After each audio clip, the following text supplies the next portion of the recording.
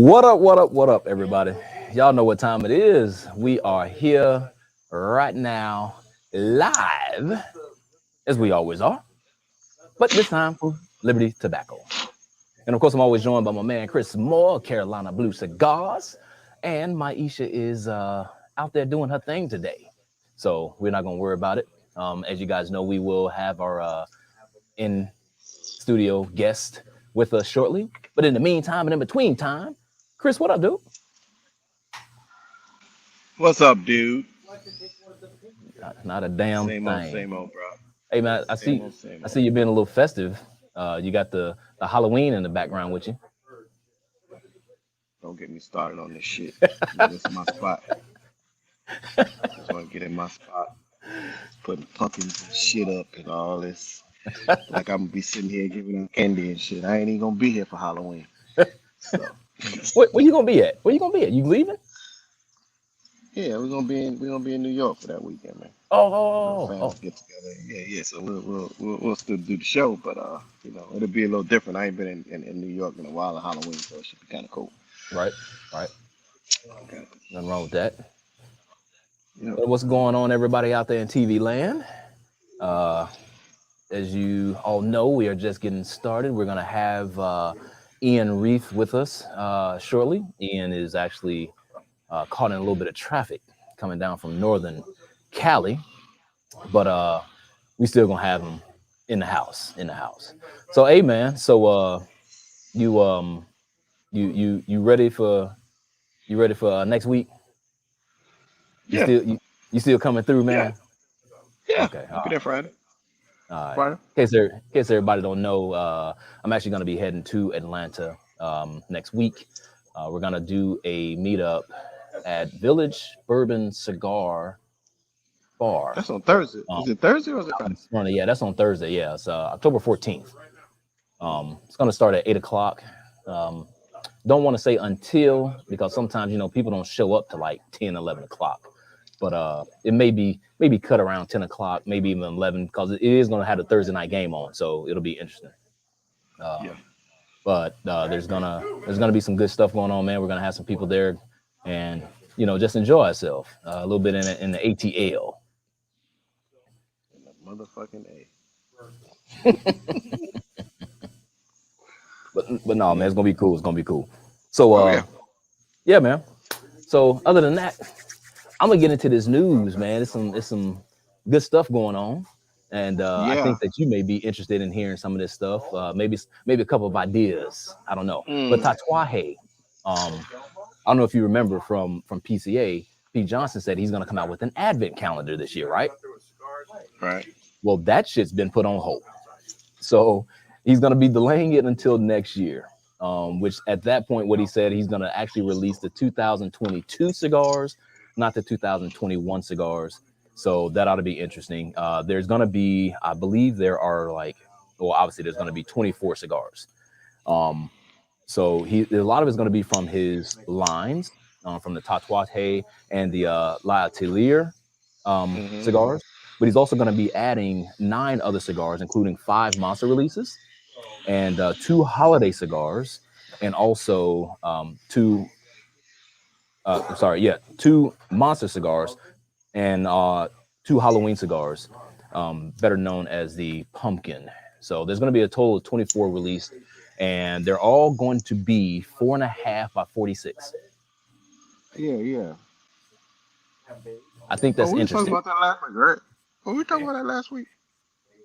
Not this one, no, not Tatuaje, no, Okay. no. Oh, you know what we were talking about last week? We were talking about the Box Press Corona. That's what we were talking Yes, yes, the box press Corona. Yep. So no, about. that's interesting coming from Pete. Um, basically, this is the cool part about it. I think is that each advent calendar is going to come with an ornament that doubles as a tool to help open up each individual panel. So I thought that was cool. And, so you got to tear up the damn cardboard and everything that goes along with it. Right. Yeah.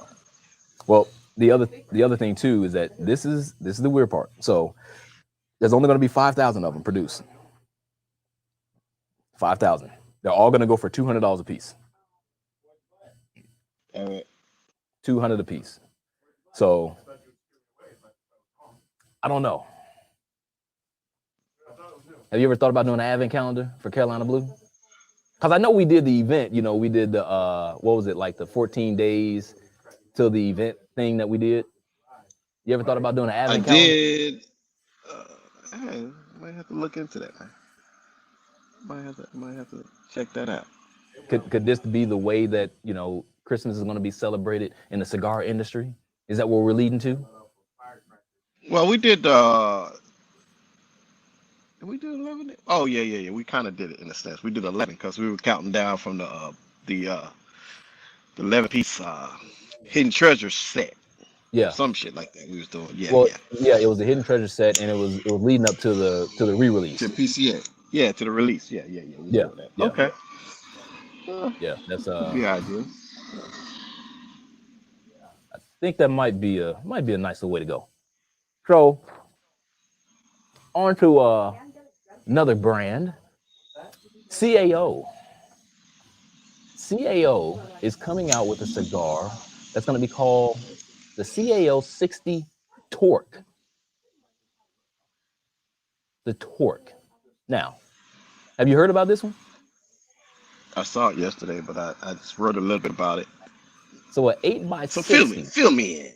an 8 by 60 Honduran Habano wrapper over Nicaraguan Habano binder and fillers from Nicaragua. An 8 by 60. I just want to let everybody know that this is going to be hilarious. And here's the funny part about it. So it's going to come in like a oil can, right? That's what it's going to be packaged in. So you're going to get 8 cigars for basically the price of $100. So they're going to be $12.50 a piece. So here's what this actual cigar actually looks like in itself. So an 8-inch long cigar by 60 ring gauge. I don't have that much damn time on my hands. There's some other shit that I need to do. But I guess you didn't see the one I sent you yesterday. Which one did you send me yesterday? Kristen Aurora's 90 Gauge? by, I think it's 90 gauge. Who in the hell wants to have their mouth that wide open for that long? It's 90 gauge cigar. I think it's a 90 by 8. I think some shit like that. Okay, so now it gets even worse. A 90 by 8. I don't want to hold nothing that long. I don't want nothing that big in my damn mouth for that long. Why? Because you know he has the 70s already. Well, Now 70 he is went up almost to common 90. in the industry. Why Yeah, the hell 90? it's fucking 90, bro. Okay, so let me ask you. Okay, so you Carolina Blue.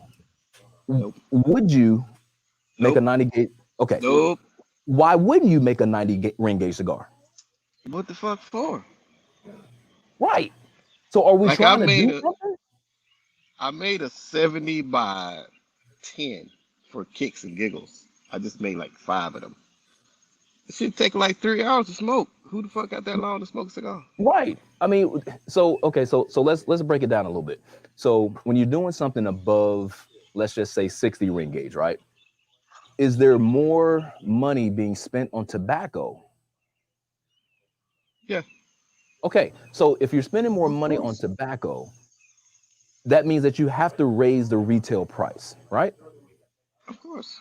Yeah. Okay, so we're already, and I'm just thinking California, right? We're already spending between $12 and $16 for a cigar.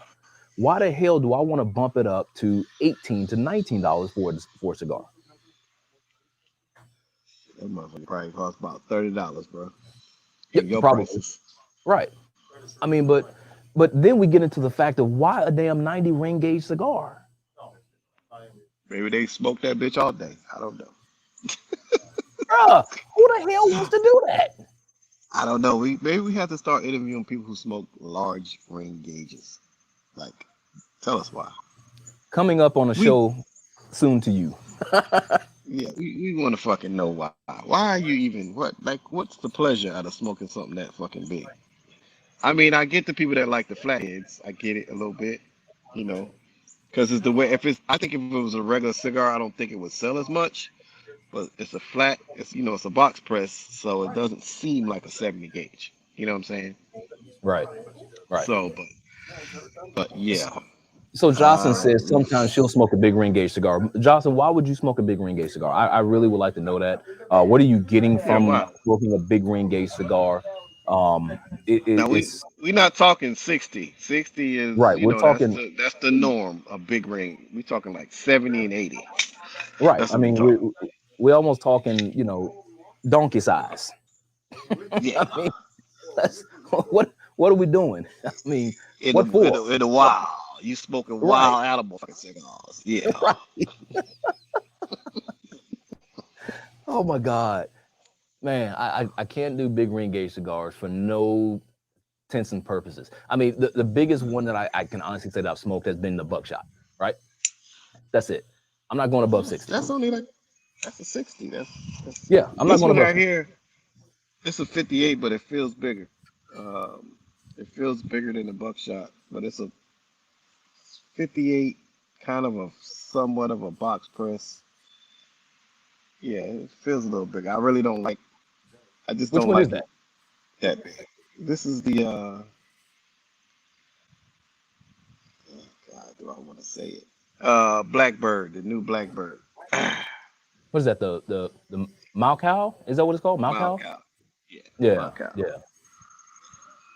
Just checking it out. This is check out everybody else's shit month. Uh-oh. So I might be putting your ass on blast. Y'all got to Uh-oh. step it up for 22.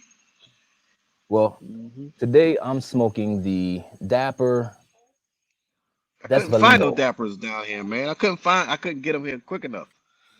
The I should Desvalido. have All asked you you had to to do send was me call some. me and let me know. You know I'd have got them to you. I thought we had a shop here, but he ain't had no more. Oh man. So Mm-hmm. that's fine. And that's Dapper. See, I'll say this: Dapper and Warped are my like two of the favorite brands that I like to smoke. Like, Okay. if I had that's in my rotation, those two are in my rotation. Other than Carolina Blue shit, of course. Of Uh, course. there's a couple of others, but Dapper and Warped are like my two, because they kind of do things a little different. So, They are different. I love the Desvalido. I love the Lonsdale size that he has. I've smoked everything in this line: the Robusto, the Toro, the Lonsdale. The Lonsdale is actually the best one to me. And I actually told him that when I was at PCA. I was like, I think that this is the best cigar you made, man. I mean, this is. I mean, I like the La Madrena. I'm not crazy about the Siempre, but this one is nice. This one is very, very nice. It gives me a nice little transition, as on East Third, just like the Carolina Blues do. It's just a good cigar overall, just great taste. Obviously, it can do well with a coffee, obviously. But this one I normally actually have with somewhat of a higher year Scotch, something like a 15 or above Scotch. So this really is not too okay. bad. Yeah. Oh, well, I know Jocelyn's on. Jocelyn, send me an I am and say don't forget, because I keep forgetting. Keep forgetting what? Or a 5 pack. Oh, You remember before I said I was going to give her one. I keep forgetting to send it. she said she ordered two of them. She said she ordered each one. I talked to her last week or a couple days ago, something like that. She said she ordered each Somebody each one. ordered. Somebody ordered some yesterday or the day before. I sent them out already, but I don't know if it was her. But I owe her one anyway, so she'll get another one. So that's what I'm Okay, saying. all right. You remember before when she came on and we did that little? Yeah. I said, "Fuck it, I give you a 5 pack." Shit. So I ordered that one. No, it's no, she's good people, man. Like Jocelyn. She always tunes in every week and we stay in contact. So yeah, she's a real good person to talk to. So hey man, it's a lot of college football going on right now. Um, Yeah. one of the big games Oklahoma today about to is get their ass beat. yep, one of the big games is Oklahoma, Texas today. That's all it's gonna lead to. So who you got, man? Yeah. As a kid, I was an Oklahoma fan. I'm a Yeah. Billy Sims. I'm going back in time. I'm going back in time. Billy Sims. Yes. Who's the quarterback that was turned into the senator? What's his name? Oh hell, I know who you're talking Uh, about. yeah, I just forget his name. It was just those times I kind of watched it because at that time it was Billy Sims. I think it was the dude from USC, Charles White. No, was it Charles White? I don't know. I saw it Charles right. White. Yeah, Charles White. Yeah, Charles White, number 12 from USC. And it was like that time when the running backs were like crazy. It was like Earl Campbell, Billy Sims, Charles White, this other dude from LSU called Charles Alexander. It was just a time when I just started learning how to play football. So I caught those teams. And Billy Sims was like the man at the time. He was the man. He was running wild. So Right? that's kind of when I fell in love with Oklahoma and all that. So yeah, yeah, Yeah, it looked like they Billy was not a up. beast, man. Yeah, then he went to Detroit, got hurt, Right. and he had a Yeah, pretty he good little. He had a pretty good little run, because it took a while for freaking Sanders to catch his record. So I didn't hmm realize what an impact that he had on Detroit at the time until I saw the numbers. But then he hurt his knee. Then he didn't stay in the league long, but he made some damage while he was in the league. Yeah, he made some hella damage. Hella damage. Hmm Yeah. Yeah, he The Hall of Fame numbers, but he did some damage. Yeah. well, So I'm sitting here looking right now, man. And if we just look at just his oh Oklahoma numbers, right?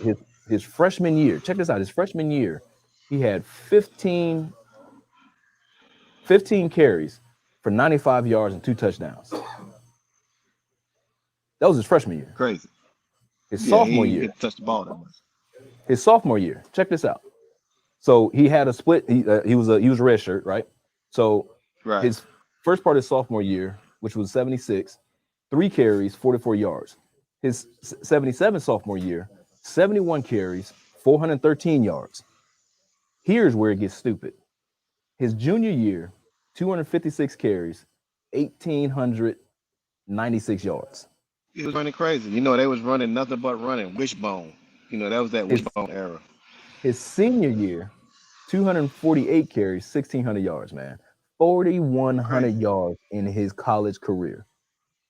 crazy, That's just crazy. He college. did, and he did his last 3 years for the most part. Yeah, for the That's most not part. why I did the freshman year. Yeah. Golly, Yep. dude was a beast, man. Crazy. Yeah, it's Beast. crazy. But that's how it goes sometimes, man. But I don't know, man. Who you got? Who you got tonight? Oklahoma, Texas. I like Oklahoma, but they playing right now, right? Are they playing right now? Yeah, Texas beating that ass right now, bro. I can't believe that Oklahoma is I can't see the Oklahoma game. But that's okay. I ain't worried about it because we got it's Yeah, 38-20. I like. Yeah, it's second. It should be second half, so they got enough time to catch 18 points. So This is not yeah, nice. yeah, I This like is not Oklahoma. I always have. I always have. I mean, they were one of my good. other teams that I liked. Yeah, I'm an Oklahoma fan. Yeah. Yeah. I mean, I lived in Oklahoma for like 7, 8 years. So Oh, you playing yeah. baseball, right? However, my Yellow Jackets are beating up on Duke right now, 17-14. So I'm happy Oh, about that. everybody, But everybody the beat big Duke. question I want to talk to you about though. Here's the big question. So there's this fight tonight. Oh Lord. Yeah, the Wilder Fury fight. Yeah.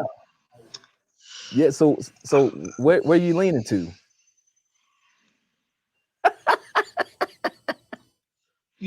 I'm gonna be honest with you. I, the heavyweight division, I guess since the dude from Canada left. What's his name? What's the guy? He was a champion. He beat Mike Tyson. What's his freaking name? The dude from Canada who had No, the, who you had the got me. belt for a while. God damn it. You got me. Oh, Somebody chime Britain. in and I'm tell us who sorry. Chris is Great, thinking about. great Britain. The guy from Britain. Yeah, him too. Uh, I don't even know. 6'5". He was the big ass dude. But ever since he left, because there's nobody that was like a pure boxer. You know what I'm saying? Like Holyfield and all those guys were in the heavyweight division. You had some boxing going on. Now I don't know what the fuck going on. This looks so. it don't look right for some reason. But I'm down like in the middleweights, welterweights, whereas the boxing is pure. But when Wilder came out, he was like a long shot for most of the Hmm. fights and stuff, because he ain't got no style. He just Right. he Yeah, he's just just vocal. swinging. He just swinging. Yeah. So, and then I didn't know about Fury. I heard about him. I saw him on some videos.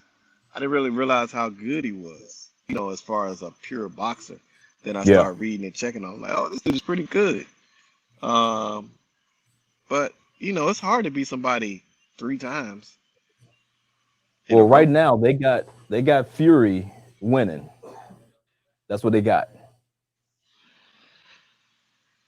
Because he really won the first fight until Wilder knocked him out or knocked him down, and then it wound up being a draw. And they beat him the second time pretty good. So, like I said, it's hard to beat anybody 3 times in a row. Even So Muhammad Ali couldn't do it.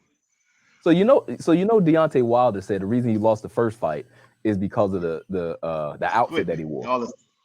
Well, nigga, come in there with a towel on. Then don't. Right. Oh, excuse me. Don't come out there with all that execution stuff on. So we'll see. Right. Hopefully it is. What has it been, about 4 or 5, maybe 6? No, it's been almost a year, right? Almost a year since they fought before, right?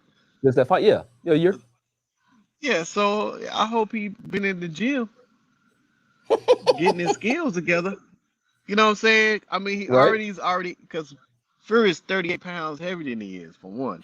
So if Correct. he's that damn big, automatically you got to go to the body and make him use his energy. You know what I'm saying? Right. Make him do. But Fury's smart, so Right. it's gonna be interesting if he don't take punches. If he has good defense this time and don't take a lot of punches, Hmm. it might be exciting. But the odds favorite is the more experienced guy. You got to go with Fury. I Even don't think the though Fury gonna pull this one off. I don't, I have a feeling that he won't, because like I said, it's hard to beat somebody 3 fucking times. Like, Right.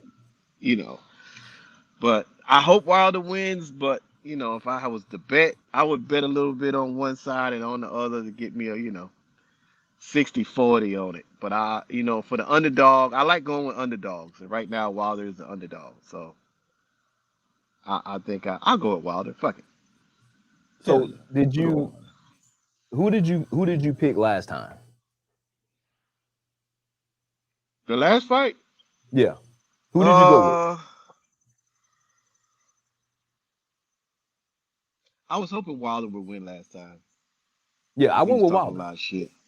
Yeah, Yeah. because of what happened in the first fight, I thought it would go the same and it would come down to that. But damn, Fury came out with some magic shit and like, what the hell?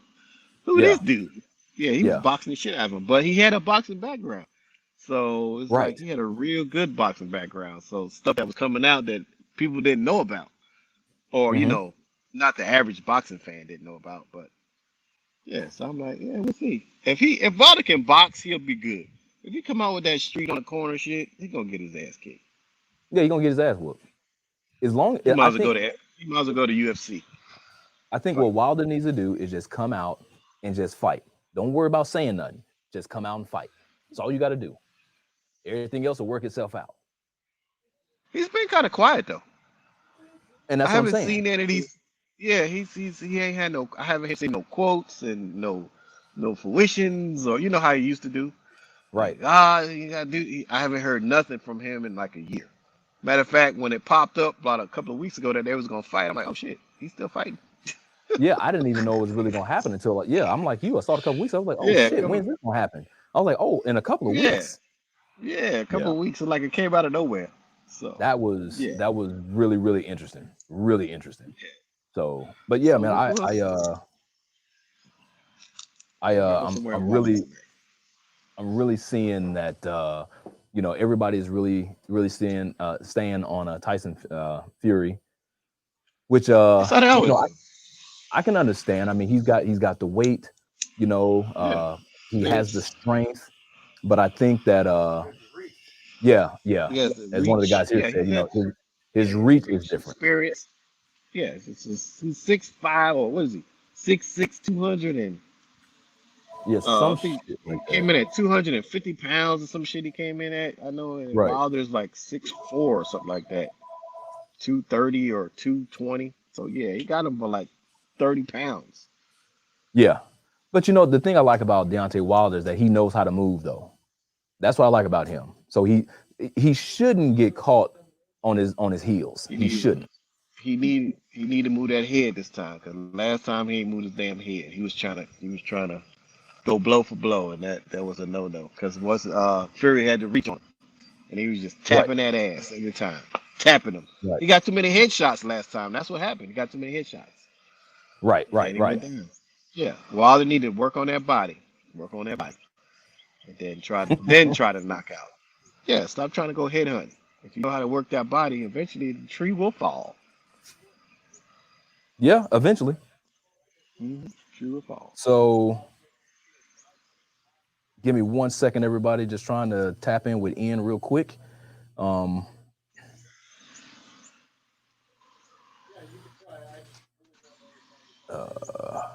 all right. So yeah, he's a few more minutes behind. So we should be able to Yeah, get that's him cool. in here shortly and That's cool. be able to continue having a great show as we always do.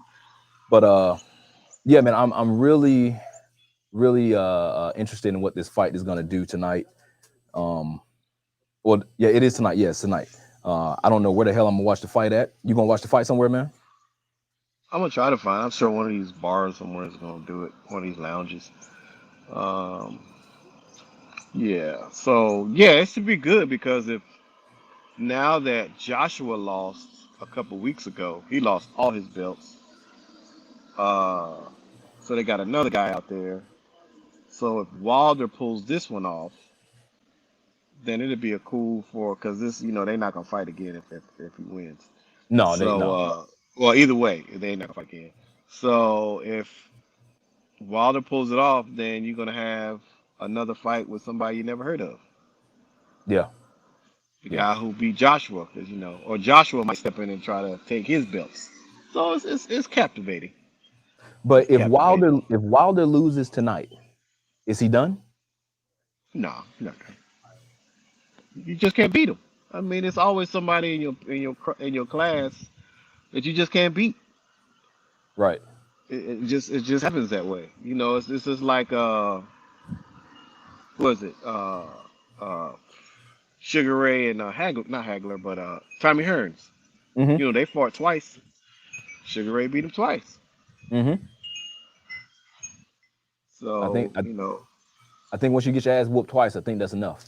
yeah, that's pretty much it. So it's just some people that just is a good matchup, and they just don't. If it's close and it comes down to a decision, kind of like Manny Pacquiao and the guy from Mexico when they fought three Yeah. times. Yeah. Those were close ass fights. In the last fight, he knocked him out. And it was Right. done. You know what I'm saying? So something like that is different. But if you get your ass whooped, knocked out, and all that, then you don't need to do it again. You know what I'm saying? You get your Right. ass. Go sit So your in a ass down sense, somewhere. both of them got in a sense it was cool because that was a long ass 10 count for the Fury fight the first time. It So was. Wilder knocked him out the first time, technically, but he didn't. And then Right. Fury knocked him out the second time. So now let's see what happens. So if it ends up like a draw, maybe, then it'd be cool. But if Wilder wins, then it is what it is. Well, So speaking of knockouts, your New York Giants, they uh hmm they had a hell of a game last won a week. game. This week, Yeah, and it in overtime, good for them. But this week y'all have the Cowboys. Predictions. I don't have none, bro. I love my Giants, but I'm freaking real. If they pull it off, then great. It's a rivalry game. They've been playing each other forever. They always play kind of tough, but the Giants, the way the Cowboys been playing lately, it'll shock me if they win that game. Right. Um, but who knows? That's why they have 17 games now, and they play each other twice. So Yeah. You know, it could be a run. You know, the Giants might turn the season around a little bit. I don't think they'll make the playoffs, but they could turn it around to be like 8-8 or something. Who knows? You know what I'm saying, or at least win 5 games because their schedule is not easy. They're Mm. playing like Kansas City. They playing Kansas City. They playing all these teams that are like pretty good right now Oh wow. for Yeah, the next y'all got couple a weeks. y'all got a bad stretch. Y'all got the Yeah. Giant. I mean the Rams coming up. Yep. You probably beat the Panthers. Then you got the I don't Chiefs. think so. Panthers pretty good, man. I'm not a Panther fan, but they playing pretty good. I don't know. I They think playing you beat pretty the good. Panthers. Then you got the That. Chiefs. Then you got the Raiders. Then you got the Mhm. Bucks. Good lord, Mhm. man. Yeah, Yeah, man. It's crazy. y'all got a Crazy. schedule. Yeah, it's crazy. So, like I said, Dallas got to play those teams too. So if they wind up, the only team they lost to so far was the Bucks. Um, so if they wind up walking through the season and only come up with 2 or 3 losses, man, they pretty much are ready to go for the playoffs. You know what I'm saying? Yeah, but I don't So know, it's man. I it's mean, y'all got a hell of a season this year, man. I mean, y'all got to play some real teams. that's what I'm saying. So that I'm just whole glad that division got to play the same teams. yeah, but I'm just glad that y'all ain't got to play the Bills. The Bills look strong this year. Well, we'll find out because they play the Chiefs this weekend. Yeah, exactly. Yeah, We'll that's gonna be find out. another that's gonna be another pre Super Bowl right there. Yeah, because it's Yeah. just. I mean, it's some good games going on this year. It's some good games. There was a good game on the other night. I don't know what happened to old boy with his hand, but So even when what's his name came in, he played pretty good. So so check this out. So yeah, so speaking of that game, so what Chris is referring to is the Seattle Rams game. Uh, so Russell Wilson is now out 4 to 8 weeks, which is basically the rest of the season. oh, that's fucked. That's fucked. They done. But They better go get Cam. but my man Matthew Stafford, I think he's playing next week. He broke his finger too. Well, on what hand though? It was his throwing hand, if I believe. No, it was his left hand. It was his left hand. Oh, okay. Yeah, if it's his Yeah. left hand, if he's Well, he non-throwing still hand, got he to can. be out there to take them hits. Well, it's different when you gotta throw that shit. You know what I'm saying? With a broke finger, other than they can pat it real good and kind of put it in a position where all depends on what finger was it? For who? Was it For for Russell? Stafford? For Stafford. Stafford, I believe it was his ring finger. So you can kind of hide that ring finger a little bit. You can kind of raise it a little bit. I You don't know what I'm know, man. saying? I Because mean, you. when I look at what football players have to do, I mean, they still gotta kind of like fight guys off and shit like that. You got to push them out the way and everything. So it's I don't know, man. It's still a fight. It's still a fight. It is, but it's a little different for the quarterback. You know what I'm saying? He just pretty much, if he know he's gonna get tackled, he's just gonna be sackable now. He's not gonna try to run and use his hands like he would. He would probably more or less try to get the ball out a lot quicker than normal. You know what I'm saying? Right. Since he knows his fingers broke. So I think a lot of his passes may not be as crisp as they were because of that hand. But if he was a running back or a lineman or something, or even a safety, then yeah, I'll be like, nah, bro, you ain't gonna be able to handle that. So, but yeah, it's on and popping this year. At least we're getting some good football. Yeah, I'm And gonna check. I'm gonna check which finger Stafford actually broke. Let's see. Um, it has to be the non-throwing hand, because there ain't no way, there let's ain't no see. way he gonna play in the game. So let me see. But he popped his finger actually back in, so that's not bad. So what I'm gonna Okay, do is okay. I'm gonna get you guys. We gonna get off this football talk for a second, and we're gonna bring in my man, the guest of honor, who I've been trying to interview for probably like 2 damn years. I have been talking to this guy, We finally caught up with each other at PCA, and he said, "Leo, damn it, we're gonna do this interview. We're gonna do it now, and I'm gonna come down to San Diego." And I'll be damned if he didn't drive all the way from Fresno down to San Diego to do this interview. I want to welcome in my man, long time, my man Ian Reith. What's up, man? How you doing, man? Is this thing on? I think that thing is on. All right, perfect. It is on. I hear him loud and clear. As always, thanks for having me. No, I you apologize. I didn't. You live in a very desirable part of the world. So, who desires to be in San Diego? well, apparently, a lot of people on that freeway coming down here. We don't have that desire in Fresno. There's no traffic. Because you guys didn't make the you guys didn't make the baseball playoffs, right?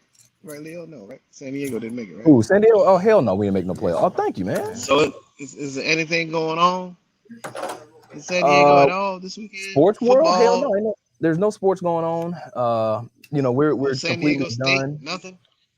San Diego State is playing. They're playing pretty well right now, which they're actually waiting for so where the San Diego Chargers used to play, that stadium is actually it has been demolished, and they're going to rebuild it for San Diego State. Oh, that's what's up. Yeah. But yeah, man, I mean, we got my man Ian Reith in. He's going to go ahead and get his cigar lit. We're going to throw some questions out at him. Nothing's working today. Nothing's working today. Well, I got one that works for you. Don't worry about it. There you go, my man. Thank you, man. Everything's going to happen. Don't worry. It's cool. It is. Look at that. That's awesome, man. Yeah. So, but no, man, this is a great place, great city, great people. Getting a chance to sit down with my man Ian on a little bit more of a behind the brand type of way, as we always do. At PCA, it was a little bit different. We didn't have a lot of time. Ian was in the middle of selling product. He wasn't trying to sit down and talk to no damn body. Right. But no, man, this is my man Chris Moore, Carolina Blue Cigars. I'm not Chris. sure if you heard me talk about Carolina Blue Cigars, but I think I saw you guys at TPE. we were at TPE and PCA. and PCA. Yeah. I didn't get around in PCA to all the booths. I just had the left quadrant. So, Right. Yeah. I didn't get to all the right side of it in the middle and stuff, and so I apologize. I didn't come by and see you guys. But I didn't. What were you guys next to? We were at have a booth this year. TPE. We were like in the back. You were behind soccer. We were kind of kitty corner to soccer. Yeah. So soccer was on the front. We were on the back side. Yeah, you guys had a nice booth. Yeah, they screwed Chris on that one. Oh yeah. So Yeah. they got you. How did they screw you? When they flipped it, you remember when they flipped the arena? You remember we were supposed to be on the south side and they flipped it over to the north? Okay. I remember, of course. Yeah, I remember. I'm just letting you tell the story. It. So what they didn't do is they could have flipped it, but the way they flipped it sideways, other than just, you flip it over, and everybody would have stayed the same in the same position. Instead, they flipped it like a page, if it makes sense. Yeah. If that makes sense.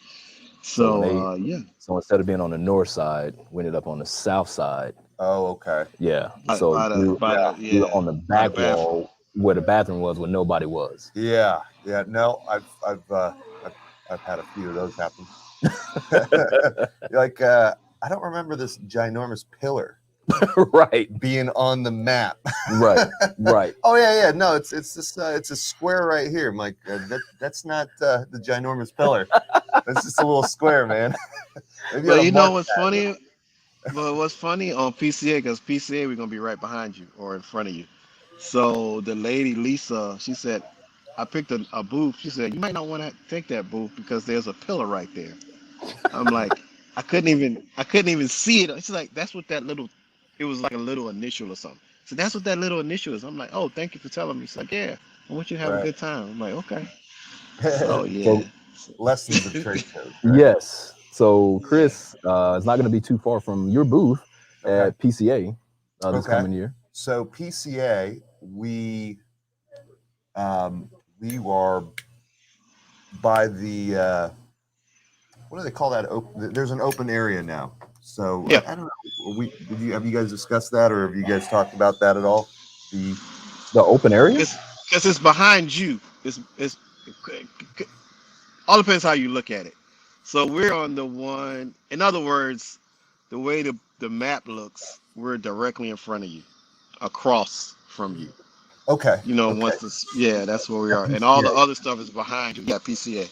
Yeah. So the story behind the PCA thing was we actually weren't going to go this last year. Okay. And I was actually, I feel really bad about it because I was actually talking about this with a guy who is somewhat local to LA. His father owns Cigar Cigars. Okay. And Garo has been around for a really long time, and the father's a prominent Armenian guy down in LA, and his son went to law school with a few of my close friends. Okay. And his son's kind of taken in a little bit to the business and whatnot.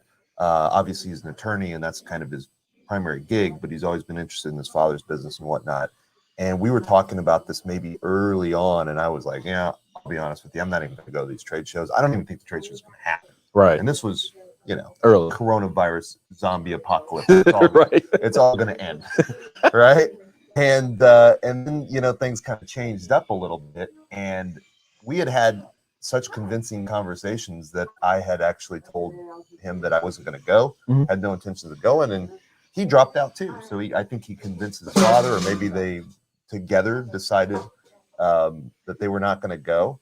And then as things progressed along the months, it wasn't looking like there was going to be zombie apocalypse. Everybody's going to live. Right. Looks like we could smoke. We're probably going to have a trade show. And I literally called up the lady that sells the booths, and I said, look, Alex, our sales guy, thinks that we need to go to this trade show. Right. And so Alex said, just find a good booth. And there was a nice little tiny booth between Tatuaje and my father, and it was by AJ, and it was like, oh, okay, we'll take that. Well, that turned out to be the booth that Garo. Oh, so wow! I saw, like, look, and I didn't sabotage you into taking your booth or anything. But so come around to this year, you know how they, in all their wisdom, they basically schedule you a 30-minute slot during the trade show to where you're going to go prepay or buy your booth for next year. Right. Which I just think is the dumbest thing because, I mean, we're paying, thousands of dollars to be there. Every hour that we have or minute that we have on the floor is costing us a lot of money. That's right. And we should be selling a product. And you're telling me I've got to leave at 12:30 or 1 in the middle of the day when I'm supposed to be selling to go pay for a booth for next year? Like, you can't put that off till like next week or something? Right, yeah. Or after the show at least? Yeah. So who in the hell knows what's going to happen? I expressed that to Glenn Loop, which surprisingly, I'm going to give Glenn a lot of credit. Or the guys that are running this thing now seem to be really responsive. They actually listen to me talk about this on all these little things. They were very receptive, and that's how we came about our booth, because we didn't go to that little 30-minute session, and they had sold that to someone else. And so in concession, he told us about this big area that they're going to have that people have the opportunity to congregate in after hours. Okay. Because what happens at the trade show, and you guys are probably aware, you're done selling at 5 o'clock. Right. You get like an hour window. To where you can have a beer. Get something to eat. Get something to eat. And you're sit on to around the your next. booth. Yep. Chat with other vendors. That's always a good time until they start dimming the lights down and playing closing time, right? Right. And then you're like, all right, I get it. So they noticed that, and they noticed that everybody at the trade show would go to these certain venues. So instead they decided, well, why don't we just keep it open for 2 or 3 hours after, and then we'll provide a big concession area where we're going to give out booze. Right. And you can keep selling. And so I was shocked, taken aback. That makes sense by the logic of such talking. And he was like, look, man, it was the first year we're going to do it, and we'll put you right on the side of this thing in concession if you buy a little bit bigger of a booth. And I go, all right, man, that sounds good. We'll give it a go. It's not in the greatest area in terms of being up in the front and being right in the mix, but hey, at the end of the day, if we're there for another couple hours and people are congregating in this area, then it's an opportunity to connect with other people and also maybe make a few more sales. So, worked out. Sorry, that was a long story, but I thought I should share our PCA booth experience. This is some of this stuff is what me and Chris talk about all the time, and that the average consumer does not get a chance to see and understand. There's a lot that goes into trade shows. There's a lot a lot that goes into selling cigars, you know, and at the trade show, trying to sell cigars, you know, you that time spent away, every minute counts. Yeah. You know, Yeah. Which is something that I had actually brought to PCA this year. And the question was, and I don't think I posed this question to you, so I'll do it now. How do you feel about Cigar Media people setting up a time for you to come and do interviews? It's tough during the trade show. Correct. It's tough. But I will say this. It's tough during the trade show, but most everyone is very respectful, and they know that you're there as kind of a priority to sell, and they kind of keep it to a minimum, and they'll usually work around your schedule. Sure. So it's tough. I think, you know, there's a lot of people that abuse, you know, the cigar. I mean, you know what I'm talking about. I don't want to throw anybody under the bus, but, you know, throw them under there. Throw them under. Throw on the bus. Yeah, I know, right? Right under the back wheel. There's a lot of people that will show up to the trade show with a media quote unquote pass that are solely there to get free shit, cigars, and free shit, and that is it's not right. It's they shouldn't allow that sort of behavior, but it happens, and I understand, and it discredits, you know, folks like you that are actually doing the hard work of doing, you know, the publication work and the interviews and all of the things that you're doing that take a lot of effort, time, money, etc. Travel expenses. You know, you're going out to this place, you're paying for. I mean, you're paying for a lot of the things that we're paying for, minus the booth and all that stuff, and you got to pay for a membership. Correct. You know. Correct. I mean, it's unfair that they do those things and they let that happen. But I don't have a problem with it, and you know, I'll be honest with you. That whole, you know, Chris, you could probably chime in on this. That whole plan where they had like consumers. Oh my God, a consumer con? Yeah, the consumer con. No, I'm not. I'm not with that one. But what if, for instance, the first half of a day or the first day was just media? And that might work. That is something that I actually am trying to put together, and I'm doing that by the more people that I talk to, like yourself. I'm trying to put that together for PCA to actually have numbers.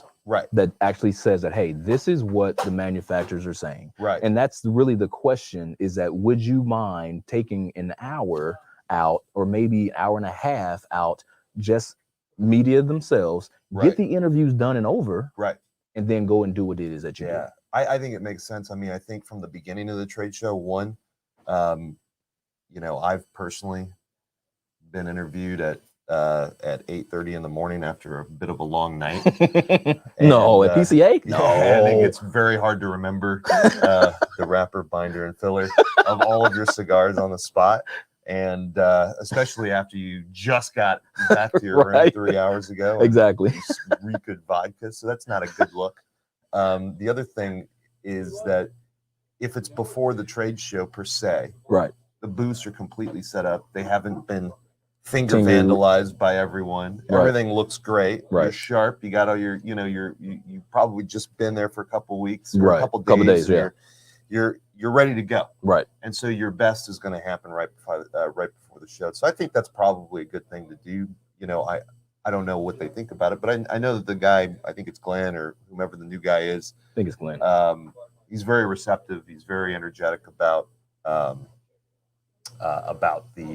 input. So I think, you know, I think it's a good idea, and it gives all the brands a good like allocation of time to just dedicate towards, you know, when you get into a flow of asking some of the minute details, you wouldn't think that as a consumer, it's like, you know, how is it you forget the size of the cigar? Like somebody asked me the other day, what's the size of this particular cigar, and I drew it quite blank because there's a fraction involved, man. And I'm sure, you know, you're asking me all these things, and I forgot that it was 5 1/8. Gosh, forbid you forgot the 1/8. The eighth is a very big deal, you know. And you know, between 54 and 55 ring gauge. Let me tell you, there's a lot of filler. You can't forget there. It's a smidgen. That damn stem. 0.08 grams or whatever. No, but I mean, not to diminish from it, but you don't want to accidentally give out the wrong information or the wrong binder or whatever, and you want to be sharp on it. It happens though. You know, it happens. But having this, in the front, it could alleviate a lot of that. It could sure. get us all fresh. It could get all of our best foot forward. Sure. The whole show. Sure. So. I've been poaching this question to some of the other Cigar Media guys, and they're saying, you know what, that's not a bad idea, man. I think that it would help overall. I think it would help PCA. I think it would help the Cigar Media, and I think it would help you guys. Right. We can go ahead and knock the interviews out, and we can do it, per day. I mean, we're there 4 or 5 days, right. And we can do it per day. Everybody can have their time, get everything set up, and then you're on about your way. And and not only that, we can actually go around and actually take in the event ourselves. Right. Versus trying to come to you guys and say, hey man, you got time? Okay, I'll be back. Let me go over here. Right. Hey, you got time? So I think that it kind of helps out everybody in whole. Right.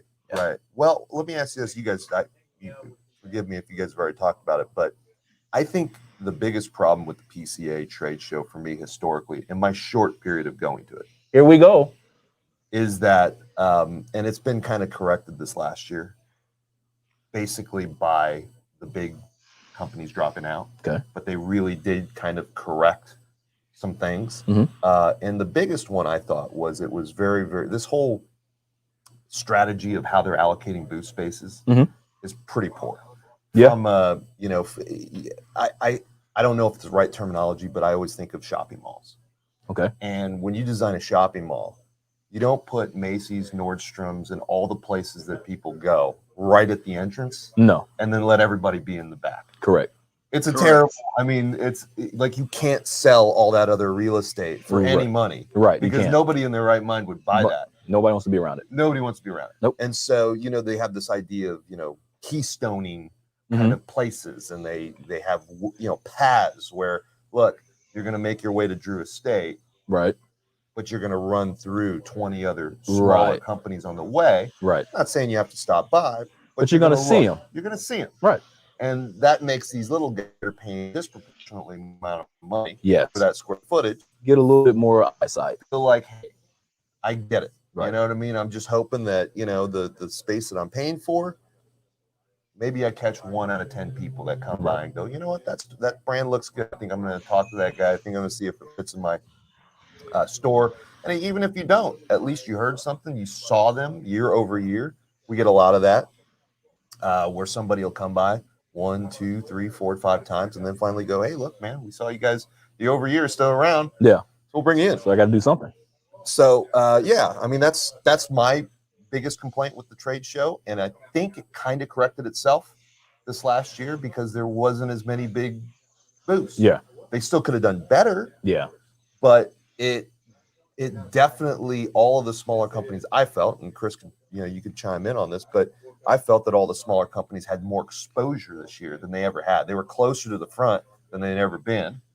The folks from Platinum Nova, they were right in front of us and they had great positioning. Something that would never happen unless you would have dropped, $40,000 or $60,000 on the booth space. Right, just the space, front, Chris, did you see the floor plan for this one coming up? Because what you just said is they have totally went back to that formation. All the smaller booths are to the back or on the sides, and all the larger booths are right in the middle. Okay. So I'm sorry, but what was that, Chris? Oh, you lost me. Can you hear me? Can you hear me, Leo? Yeah, okay. We're good. We're talking to some people inside here. The larger booths are all in the middle. They got all in the middle of the floor. Like the smaller booths are around the outsides. Oh, I don't know if that's, I guess it's a little better than prior years, but it just still seems. It's backwards. Yeah, it doesn't seem like all the attention is going to be on the center. Yeah. So everybody will be hanging out right there. Yeah. Yeah. So there's no real spread. Yeah, all the smaller booths should be inside of the circle, so to speak. Or on the as you come in, you know what I mean. You should be able to, like a store, like you said. You see all the stuff before you see all the other stuff before you get to the meat. You know what I'm saying? Right. So so let me ask both of you guys this question. do you think that, and I guess this is putting somebody on the spot. Do you think that TPE does a better job than PCA or vice versa? Me? Either one of you guys. You guys make cigars. I think TPE does a really good job of making sure everybody's kind of on an equal playing field. Like if you get a bigger booth, so to speak, it won't be one that'll take up a quarter of a section. It'll be, in other words, when we look at booth size, you might get a 20 by 20, might be the largest booth you can get, or maybe a 30 by 30. At PCA, you get like a 60 by 60. You know what I'm saying? It's like a huge ass. You can almost put a cigar lounge inside of, like Rocky Patel had this year. You know what I'm saying? Like Rocky had all that space. TPE, everybody who wants a 10 by 10 or everybody can get a 10 by 10. That's your first choice. They don't really offer anything huge. So I think TPE does a better job of keeping everybody equal, or don't let anybody like overplay and just, kind of drown out a smaller guy. In other words, PCA, like, you want to pay $50,000, we can give you $50,000 worth of space. You know what I'm saying? So that's kind of how, when I look at the two maps, the floor plans, it looks like TP is a little bit more structured. PC is like, the more money you pay, the more space you get, even though that's the name of the game. But it doesn't really, even if you're big. I think in TPE, the largest booth is Drew Estates this year. Right. Drew Estates. I think they have the largest booth. Everybody else is either 10 by 20 or 10 by 10. Something like that. Yeah. Yeah, I mean, I agree with Chris on that one. I think TPE does a better job of professionally running the convention. Okay. You know, when you look at the logistics, everybody's staying at a reasonably costed hotel. Right. Sahara, whether it's, look, I mean, I love staying at the Venetian. Right. It's awesome. Right. Yeah. But I don't like paying $260 a night. A night. No. And especially, I'm not Papine here, all right? I'm not AJ Fernandez, all right? I'm not walking around, where that's not a big deal in my life. If you're a small business, you're already paying an egregious amount of money, right? Yeah, because you're not only paying for the square footage in tiles, you're also paying for anything that gets basically delivered in weighed and drayage. A carpet, the carpet, extension cord. I could carpet my whole home for the price of just 7 days of carpeting. The electrical is by the amperage. It's like, and God forbid you make one mistake. It's like a $200 relocation of any such thing. It's an expensive ordeal. And, I think from the TPE perspective, they're more cognizant of this because they offer the shared pavilion booths, which are economical. They take care of all the logistics. They make it extremely easy to where you basically walk in with your cigars and you start selling. Right. And you pay a nominal fee. You can stay at the Sahara, which is like $50 a night. Yeah. Clean hotel for $50 a night. And then they offer registration at the Sahara. They offer buses that go back and forth. I mean, they've thought about everything from the perspective of, I feel like they just do a better job. Now, they probably have a lot more money. Yeah. That weed money. Right, yeah. That weed money. They banging that out. But let's face it, whether or not, they're still doing a great job from a business perspective of running that. Yeah. And the PCA should take note of that. They should look at how they're doing those things and copy and steal a lot of those ideas. I agree. I think you're right, Chris. These smaller booths, more strategically planned out. This last year at PCA, that was a good thing that happened. I mean, let's face it, if you've gone to the PCA for the last few years, going to the Ashton booth, there's a crane just for flying. Right. There's no crane this year. There's no crane. There's no crane. Yeah. The crane was up. The Perdomo drum set was bigger than my entire booth. Right. The only drum set I've seen larger than Perdomo's drum set is like Neil Peart's drum set. Right? I mean, but literally, his drum set was as big as my entire booth for the first couple of years of our business. Yeah. Like, that's craziness, right? Why? I didn't see that level of spending, and I think it was good. And I think from a business perspective, a lot of people probably felt like, you know what? I don't know if this is going to be around next year. So I'm just going to go minimal. I'm not going to go huge. and let's just play it out and see what happens. But haven't we heard the same thing for years? Is that I don't know if PCA is going to be here next year. I mean, sad. What are we? I don't know another way to say this or ask this question, and this is to both of you guys, man. Why do we think that PCA is not going to be there next year, each year that we go? Is it because of cost? Is it because of the structure of PCA? Is it because of some of the backlash that comes from the executives to PCA? Why do we say that it's probably not going to be there next year, every year? I think from my perspective is you look at the number of attendees, and they released the numbers. They release the numbers every year. But at the end of the day, the numbers have not looked good year over year, I think, but also the spending, right? I mean, when you think about, and obviously I might be completely wrong in this, and, prior to this job, probably been going to PCA before it was PCA, it was IPCPR. And all the other RTA, and all that stuff. And I think the initial concept of the trade show was developed in an era where there was no internet. Correct. And there was no communication of products. And in order to find out what's new, or even make cigars, or even sell cigars, right, you would have to congregate to this one trade show every year. Right. That would basically allow you the buying opportunity to bring in new products, to see what's out there, all these kind of things. Right. Now with the internet, now with all of the communication that's instantaneous, the ball game's just changed. Sure. And it's a different era. So I think maybe the era has definitely diminished the amount. And then also, I got a lot of old retailers that have been doing this for 20, 30 years that I'm good friends with, and they are not excited to go to the PCA anymore for many of them. And I know a few, and they're huge, great, and a lot of them are TAA members. Right. They're not excited to go to the PCA. Well, did they tell you why?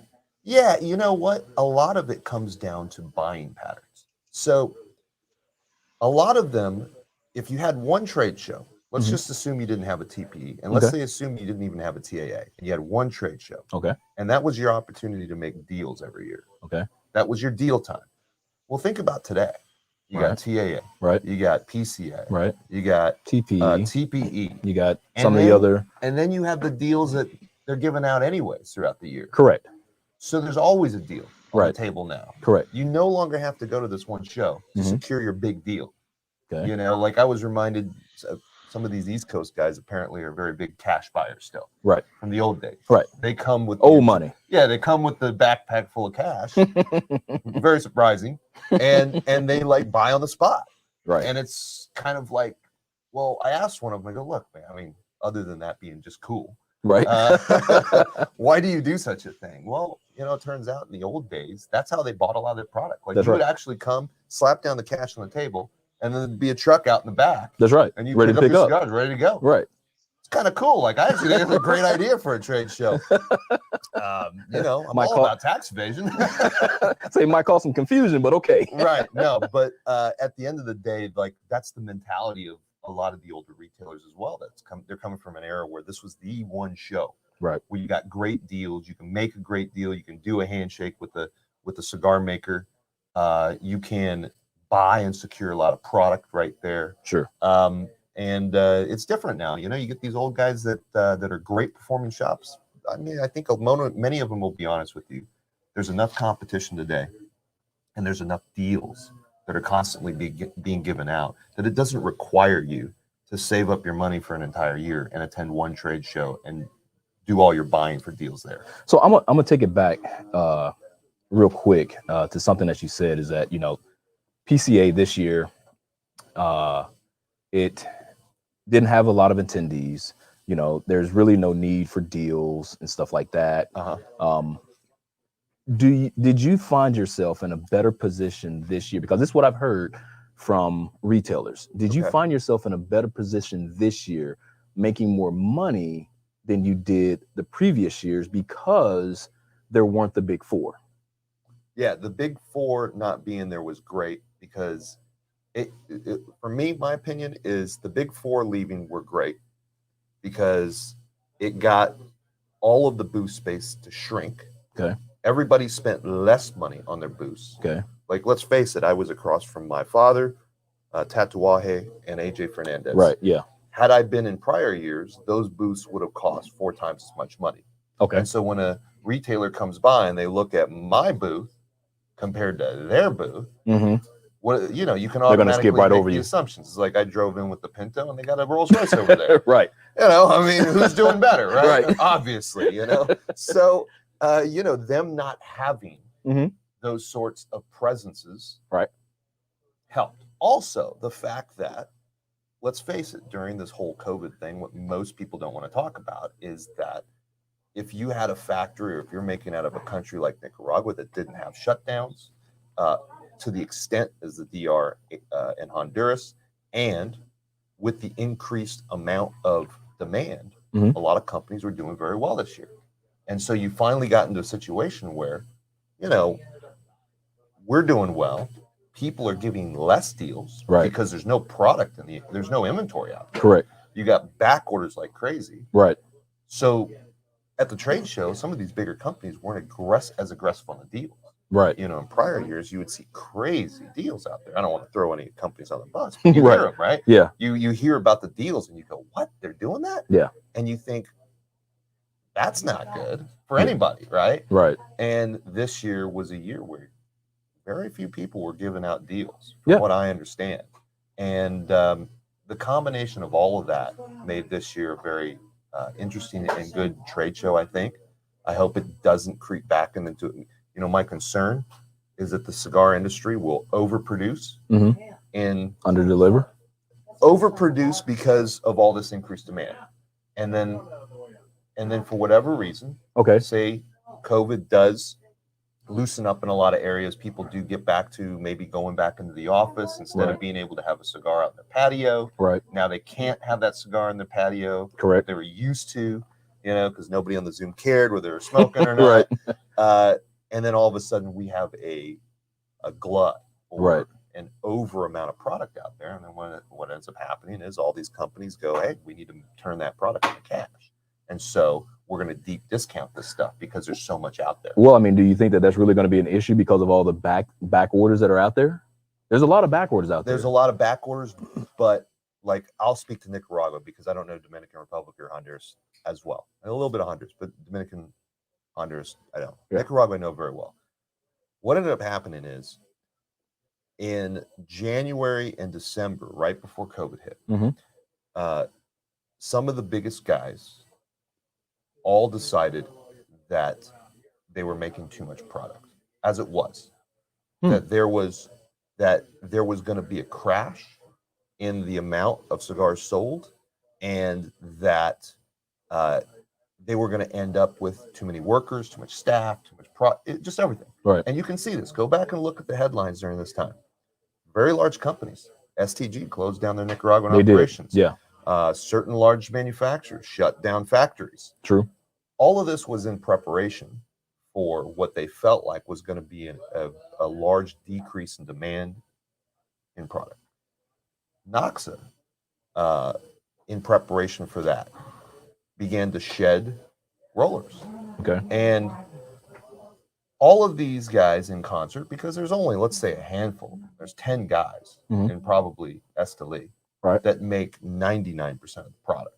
Okay. And all of these big guys, I believe, from what you can see, they all started to scale back their operations, right? Okay. So the last thing you want is having tons of employees and all this stuff on the books when you don't have demand out there. Right.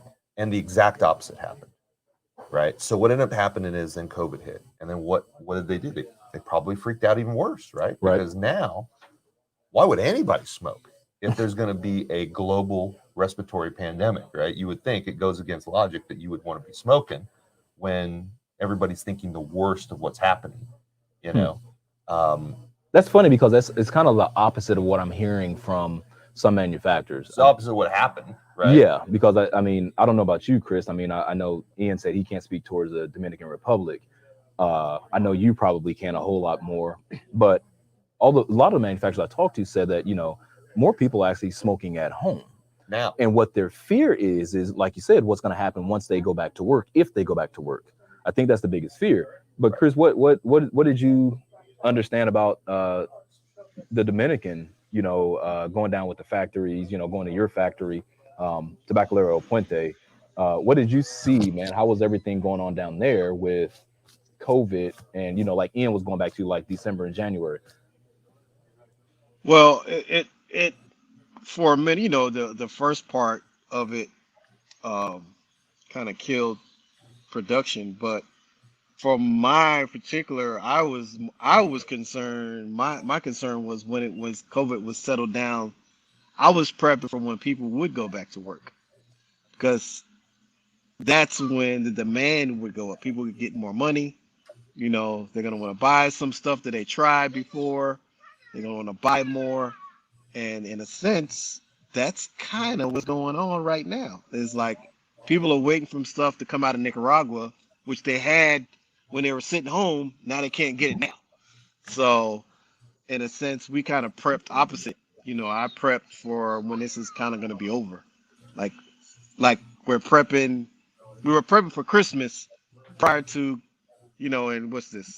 We're in October. We was prepping for Christmas in like January. Because I'm like, this ain't gonna last for 2 years. History says a pandemic lasts about 2 years, so we're going into the second year.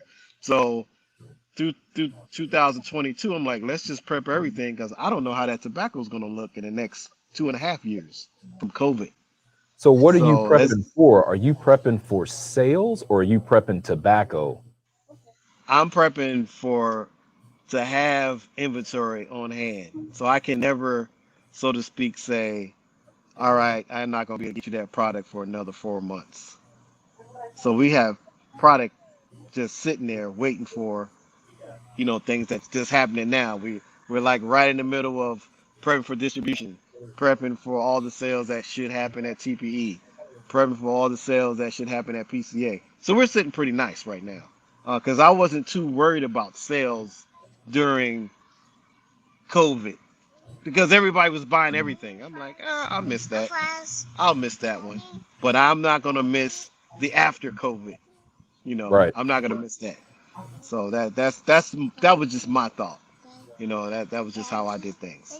So your after COVID is pretty much ready right now, so Oh that yeah, when people say I want, you already have. I already have. Are you I thinking already that have. that line as well, Ian? Well, ever since about April and May, it's just been nonstop for us. Okay. And we can't keep all of our products in stock. So Right. we have spent more money, significantly more money, to try to bolster our inventory. The problems have been, More work. when you're talking about the factories are dealing with half the number of workers, not only from the number of workers Correct. that they had before, but also, like at Noxa, Nicaragua was getting hit hard with COVID, Right. very Yes. hard. Yeah. And you can't space rollers and buncheros next to each other. Right. Yeah. Right. So you're looking at the physical space of these rolling floors, It's and you're half. talking about you're losing half of that as Right. well. And then you're losing people just by getting COVID. Right. So, COVID. somebody gets COVID, and you have one part of a rolero bunchero. That person's going to be out for 2-3 weeks, Right. and then they're going to have to put somebody else in. Correct. Mhm. But now everybody's trying to hire him. You can't hire. You can't hire. Right. And I mean, people Right. don't know this, and this is politics aside. Sure. I'm not going to get political into it, but there's a bus in Esteli that shows up every week, promising to take people to the U.S. right now, and they lose people. Yeah, I mean, it's happening. There's a window of opportunity now for immigration. Right. And there are people trying to take advantage of it. I mean, I don't fault them at all. Right. I mean, who can If it's fault, there, I'm gonna take it. Who can fault anybody for trying to move their position to a better part in life? Mhm. You know what I mean? It's like I said, it's not a politics thing, but from the factory standpoint, Mhm. it's another element that you're having to deal with. And then you have Right. this huge demand because everybody's trying to get rollers, everybody's trying to get people that will make cigars, and in a third world country, offering them 25 cents more a day, right, sometimes can get somebody to shift. sure, So all of that combined, you know, it's like, even though we're trying to tell them, hey, we need more cigars, hey, we need more of this, hey, we need more of that, right, they're battling all these things, right, and it's causing just tremendous delays. And then by the time, you know, I mean, we ship all of our products air right, from Nicaragua. Larger entities will ship by shipping container. Mhm. Well, shipping containers have issues. Oh yeah, big time. The ports, Yeah. the ports of entry are very bad now. Yeah. Air has issues. For instance, Mhm. right now you can't get down to Nicaragua on a lot of carriers. You're Right. going down there via Avianca. Well, a lot of people don't know we actually use Avianca and Mm. other carriers to send our cigars up. Right. And there are numerous times when we have a shipment ready for Tuesday to get on a plane, and Right. it doesn't leave for 2 weeks because the plane's booked every Right. week. Right. And so Right. all these things in conjunction, we had a shipment that got caught in Dallas. Right. You know, we're out in California. Once it hits Miami, it's got to truck all the way across the country. Well, there was a snowstorm in Dallas. Right. Yeah. That caused us almost a month of Right. LTL trucking delays. Well, then you also had the hurricane that was going on. And then the hurricane, right? So it's like, you know, this year has been a trialing situation, right? Because you have a huge increase in demand in product. Yeah. And you have everybody scrambling, trying to get this product, and everything kind of going against you to get the product. So it's been interesting, you know. I mean, we're at the point where we're shipping more frequently in smaller volumes, even though we're going to make less. Yeah. We just want the inventory. But I think that that's the consensus across the board with a lot of the manufacturers. Everybody's doing smaller shipments, smaller inventory. You know, we just got done talking about Tatuaje. You know, he's making 5,000 of the advent calendars, right? And then that's it. You know, so I think that it's almost in a sense to where I think people are manufacturers, should I say, not. You guys, I love both of you guys, but the truth is that I think that, you know, there's a little bit of a fear that's going on with trying to produce so many cigars right now that you don't know what's going to happen on the backside. Right. So what has COVID, I know me and Chris talk about this all the time, but what has COVID taught you in that sense to where, okay, now I need to look at how much I actually produce? Is that going to play a factor in your mind, or are you gonna say, you know what, I'm just gonna deal with this right now, and once everything else happens, then we'll just go forward with that? Yeah, I mean, the biggest lesson is, I think, and this extends to retailers as well, that we live in a world today where everything is quote unquote just in time. Right. Right. Michael Dell made that famous, Yeah. you know, by basically keeping as minimal amount of inventory as possible. Right. Right. Why bother? Put the burden of it on the manufacturer. Let them ship that, and let them ship it often at my request. Mm-hmm. And if they can't do it, then I'll go with somebody else. And we lived the entire world that way. And we kind of saw during COVID how fragile our supply chains are because nobody has any inventory. Mm-hmm. And we can't. And when you have situations that compound on each other and you can't get inventory, right, then it creates a proverbial shit show. Right.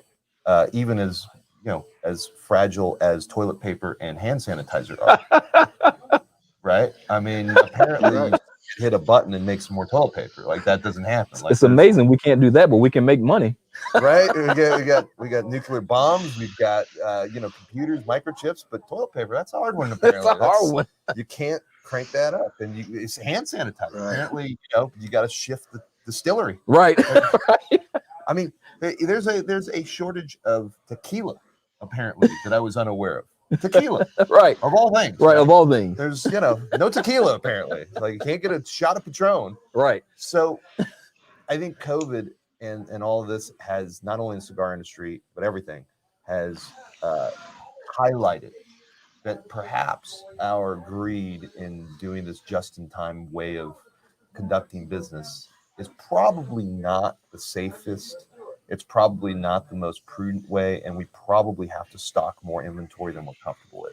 And we have to get used to the fact that you're going to have to hold a certain amount of inventory, and that you can't just always have no inventory and just run it on edge. You know what I mean? Yeah. And so that's what we're doing. We're Exactly. going way further.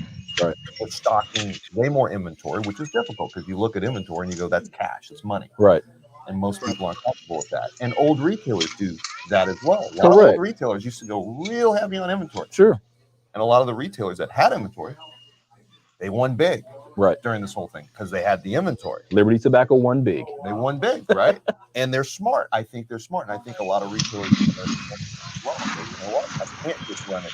I can't just have one box on the shelf and hope that the next box is going to show up next week. Right.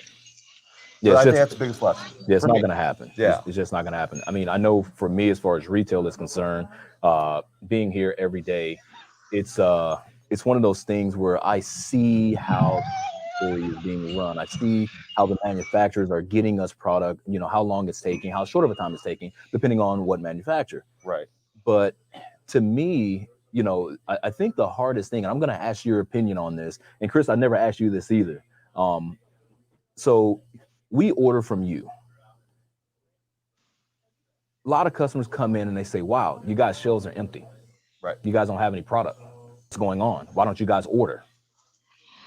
You know, I have a hard time biting my tongue a little bit because I want to say, do you not understand what the fuck is going on in the world today? Not here, but the world. You know, there's this whole coronavirus thing going on. Right. Do you understand that shelves are going to be bare? Do you realize that, you know, you can't just go out and buy TVs anymore? Hell, you can't even buy a car. So you're complaining that, you know, we don't have product on the shelf. How would you tell me as a retailer, say, just how should I control that, or how should I explain that to the customers? Yeah, that's a loaded question. I mean, I have some, and you guys are a good retailer, so you know, you consider yourself in the top, let's just say 1% of retailers in the country. Right? You guys, I don't know how long Liberty Tobacco's been around. 45 years. 45 years. This is no overnight operation here. Right? No. This shop has been around longer than I've been alive. So let's just temper whatever advice I give with that glaring obvious fact. Right. The retailers that are smart have seen the ups and downs of the industry. They've seen the 1990s booms. They've made some money.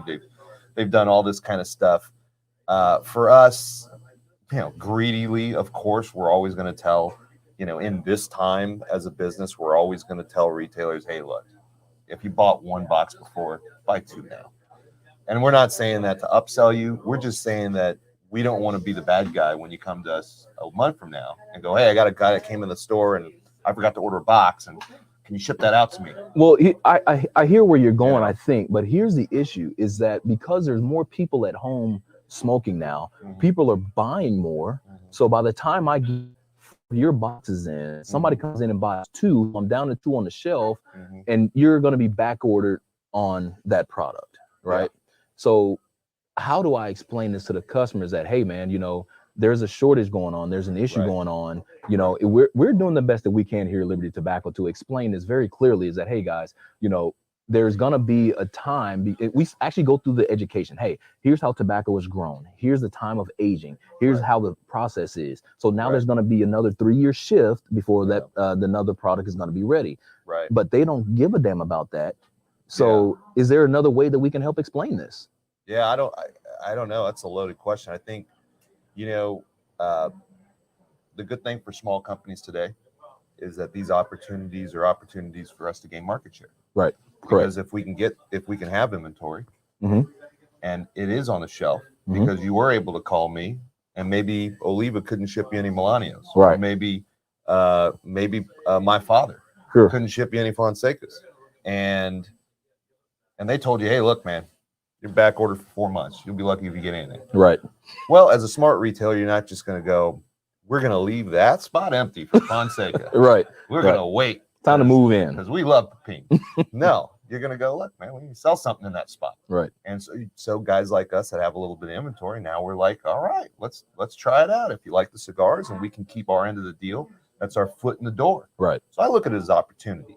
You guys are in a bad position because, you know, consumers don't understand how hard it is to make the products. Right. And they assume it's just like everything else. But it's not. You know, it takes a long time to make products, and we're always, you know, probably always a year ahead. So Right. we're always thinking like how much production we at the beginning of every year. And as we go through the year, we're always going, okay, how much are we going to need? And sometimes we're way off.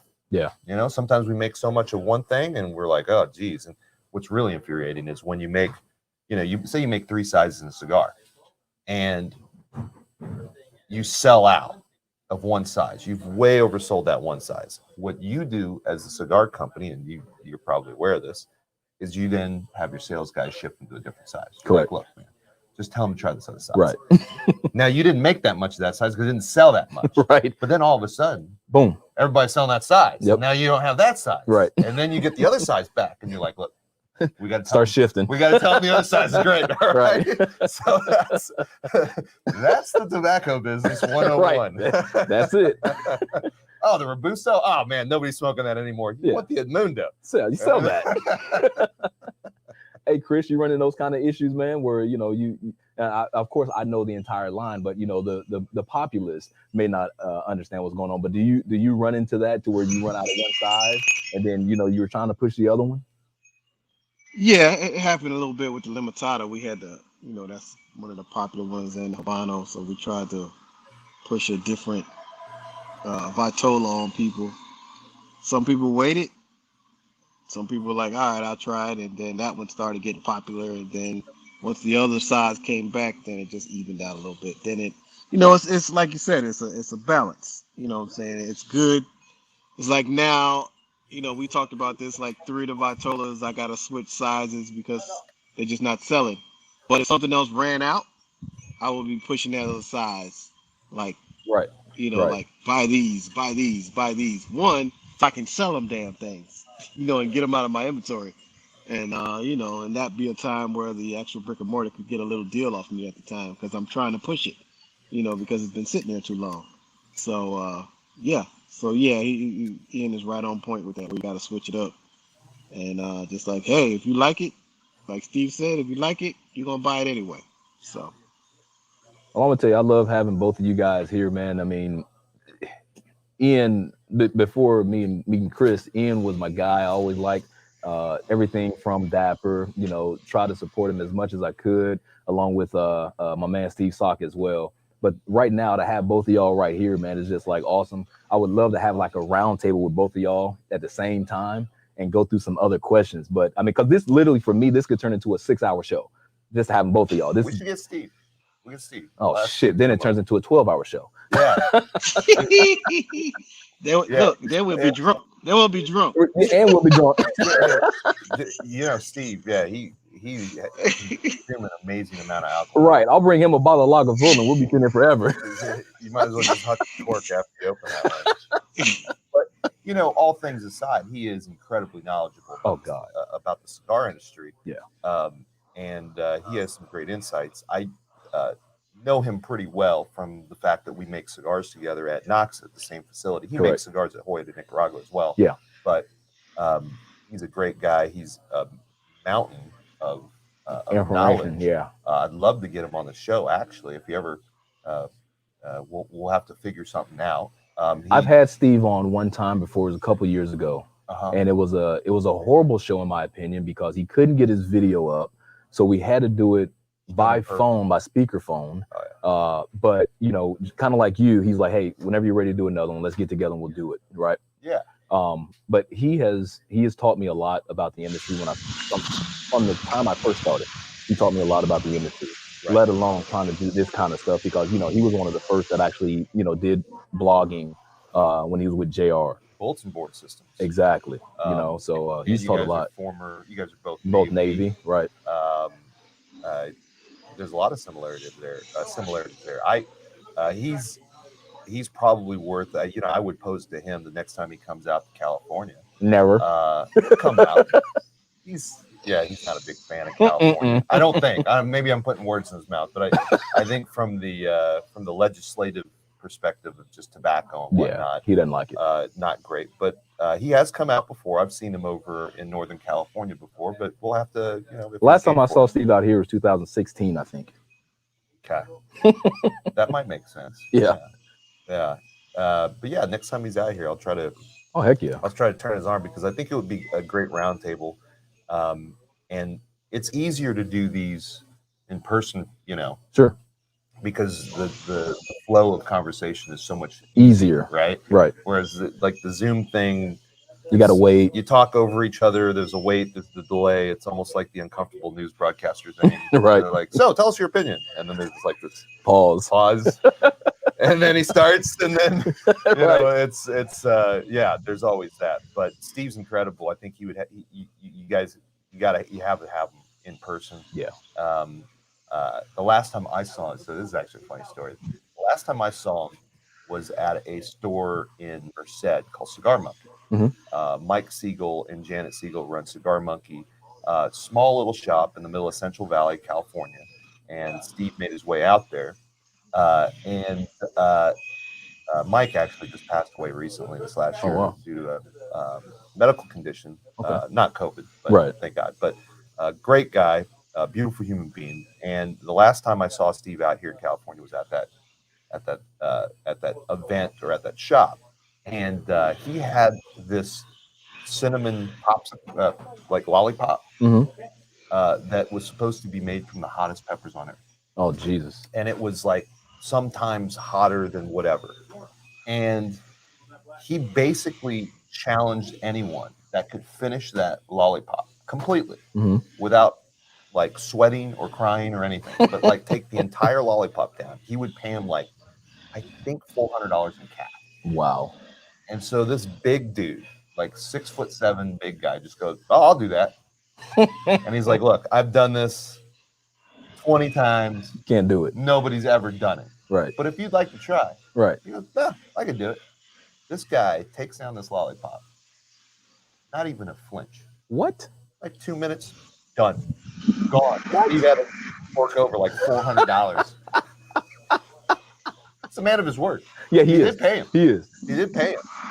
But this guy, I mean, it was like he had no taste buds. He had no taste buds. And he probably shit for a week. Oh no, this guy, I think that he could probably like. Wow. He was just a hard individual. It was just like water to him. Oh yeah, he had no problems. No problems. He's like this Viking of a character. He's this huge guy. But yeah, that was the last time I saw Steve in California. You brought up Steve and the factory and stuff like that. And I know that your cigar's about Oliva, right? Yeah, so Oliva Tobacco Company. Yeah. Who traditionally, Oliva Tobacco Company grows tobacco. They've grown tobacco. Angel Oliva was the person that started it. If you look in, like Cigar Aficionado, he's in the Hall of Fame.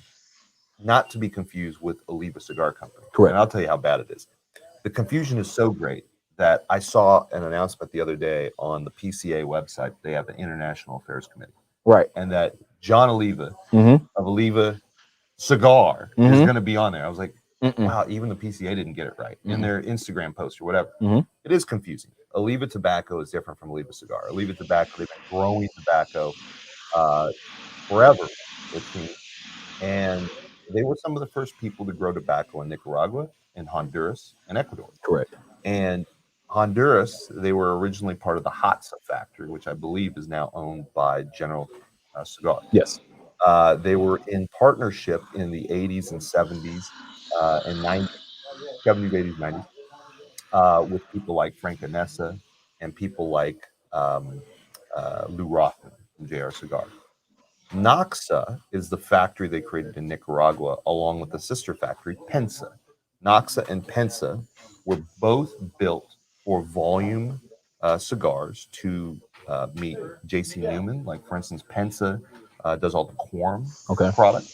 And Noxa was doing all the JR alternatives and all the cheaper cigars back in the boom. Right. And it was set up. And the Olivas owned a part of that, as well as Frank Anessa and whatnot. Well, over the years, Olivas have not farmed anymore in Honduras, I believe due to political reasons. I can't, that's probably a great interview and conversation that you could have with somebody like John Oliva. Would love that. To talk about the history of their family and what they used to do in Honduras and whatnot. But now they predominantly grow in Nicaragua. They grow in Ecuador. Their biggest farming operations in Ecuador.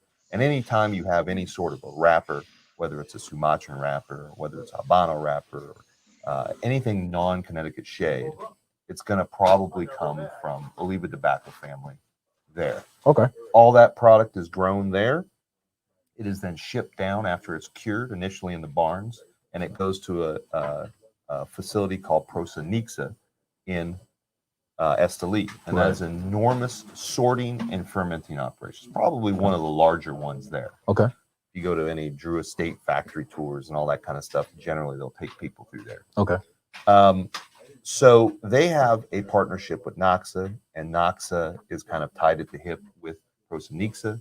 And so all of our cigars are made at Noxa now. Okay. And so we sort, it's a really great situation for us because the ownership of that is tied to the Oliva Tobacco Company.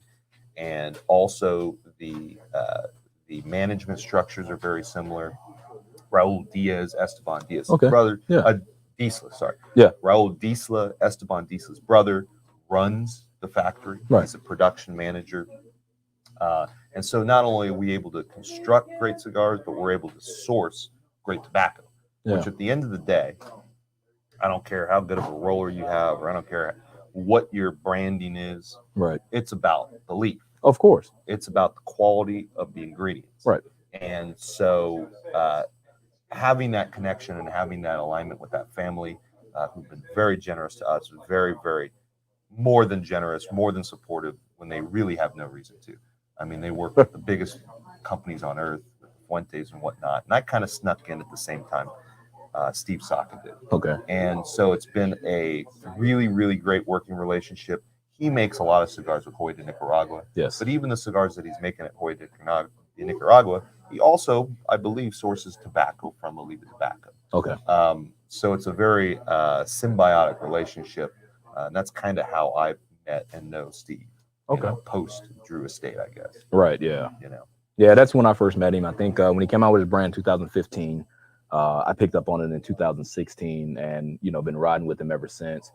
He's a great buddy to me. Taught me a lot every time I see him about the cigar industry, and with that, I do want to say, well, not say, but I want to start talking a little bit about Dapper Cigars now. Mm-hmm. I've been a fan of yours for a while. I love the La Madrina. That was probably one of the first ones that I tried and fell in love with that cigar.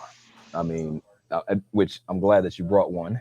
I brought a shade. That's our newest Bellicose Shade. Oh, so this is a new release. It's our new releases last year. We got rid of the Cubo Claro, and we needed the shade to replace it. Okay. La Madrina is our best-selling product domestically, internationally. Yeah. So it only made sense to make a shade version of it. And we've never done a Bellicoso. That's our first Bellicoso. I was just going to say. So I do have to say, and I think I said this when I saw you at PCA last time, I used to smoke these all the time, but I have gotten so turned on to the damn Desvalito. Yeah.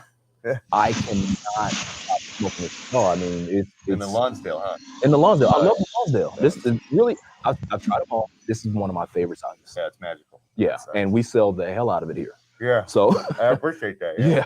So I did not know that this is a full body cigar. Yeah, my smoking palate is much wimpier than what's out there, I think. You know what I mean? For the last 10 or 15 years, it seems to be there's a trend in cigar making in the sense that you can basically use extremely bright, sharp leaf that's very young to, basically convey that a cigar is very strong. Right. And that kind of goes against kind of my palate, and it goes against kind of the guys that taught me or are teaching me and that I learned from about tobacco. Right. And, the reality of it is that, yes, you can get leaf that is powerful on the palate. Sure. That is strong, but it's also, generally speaking, that sort of leaf is hard to do if it's fully fermented. Right. You can't really put leaf to full fermentation and have it bear a lot of those very, very strengthy attributes. Now, people like Pepin and Pete Johnson and stuff, these guys are masters at being able to make powerful cigars with full fermentation. Okay. But there's a lot of people that, let's face it, that have probably cut corners and that have probably made very potent cigars without going through the full steps of fermenting that leaf. And so it's tricky as a consumer, right?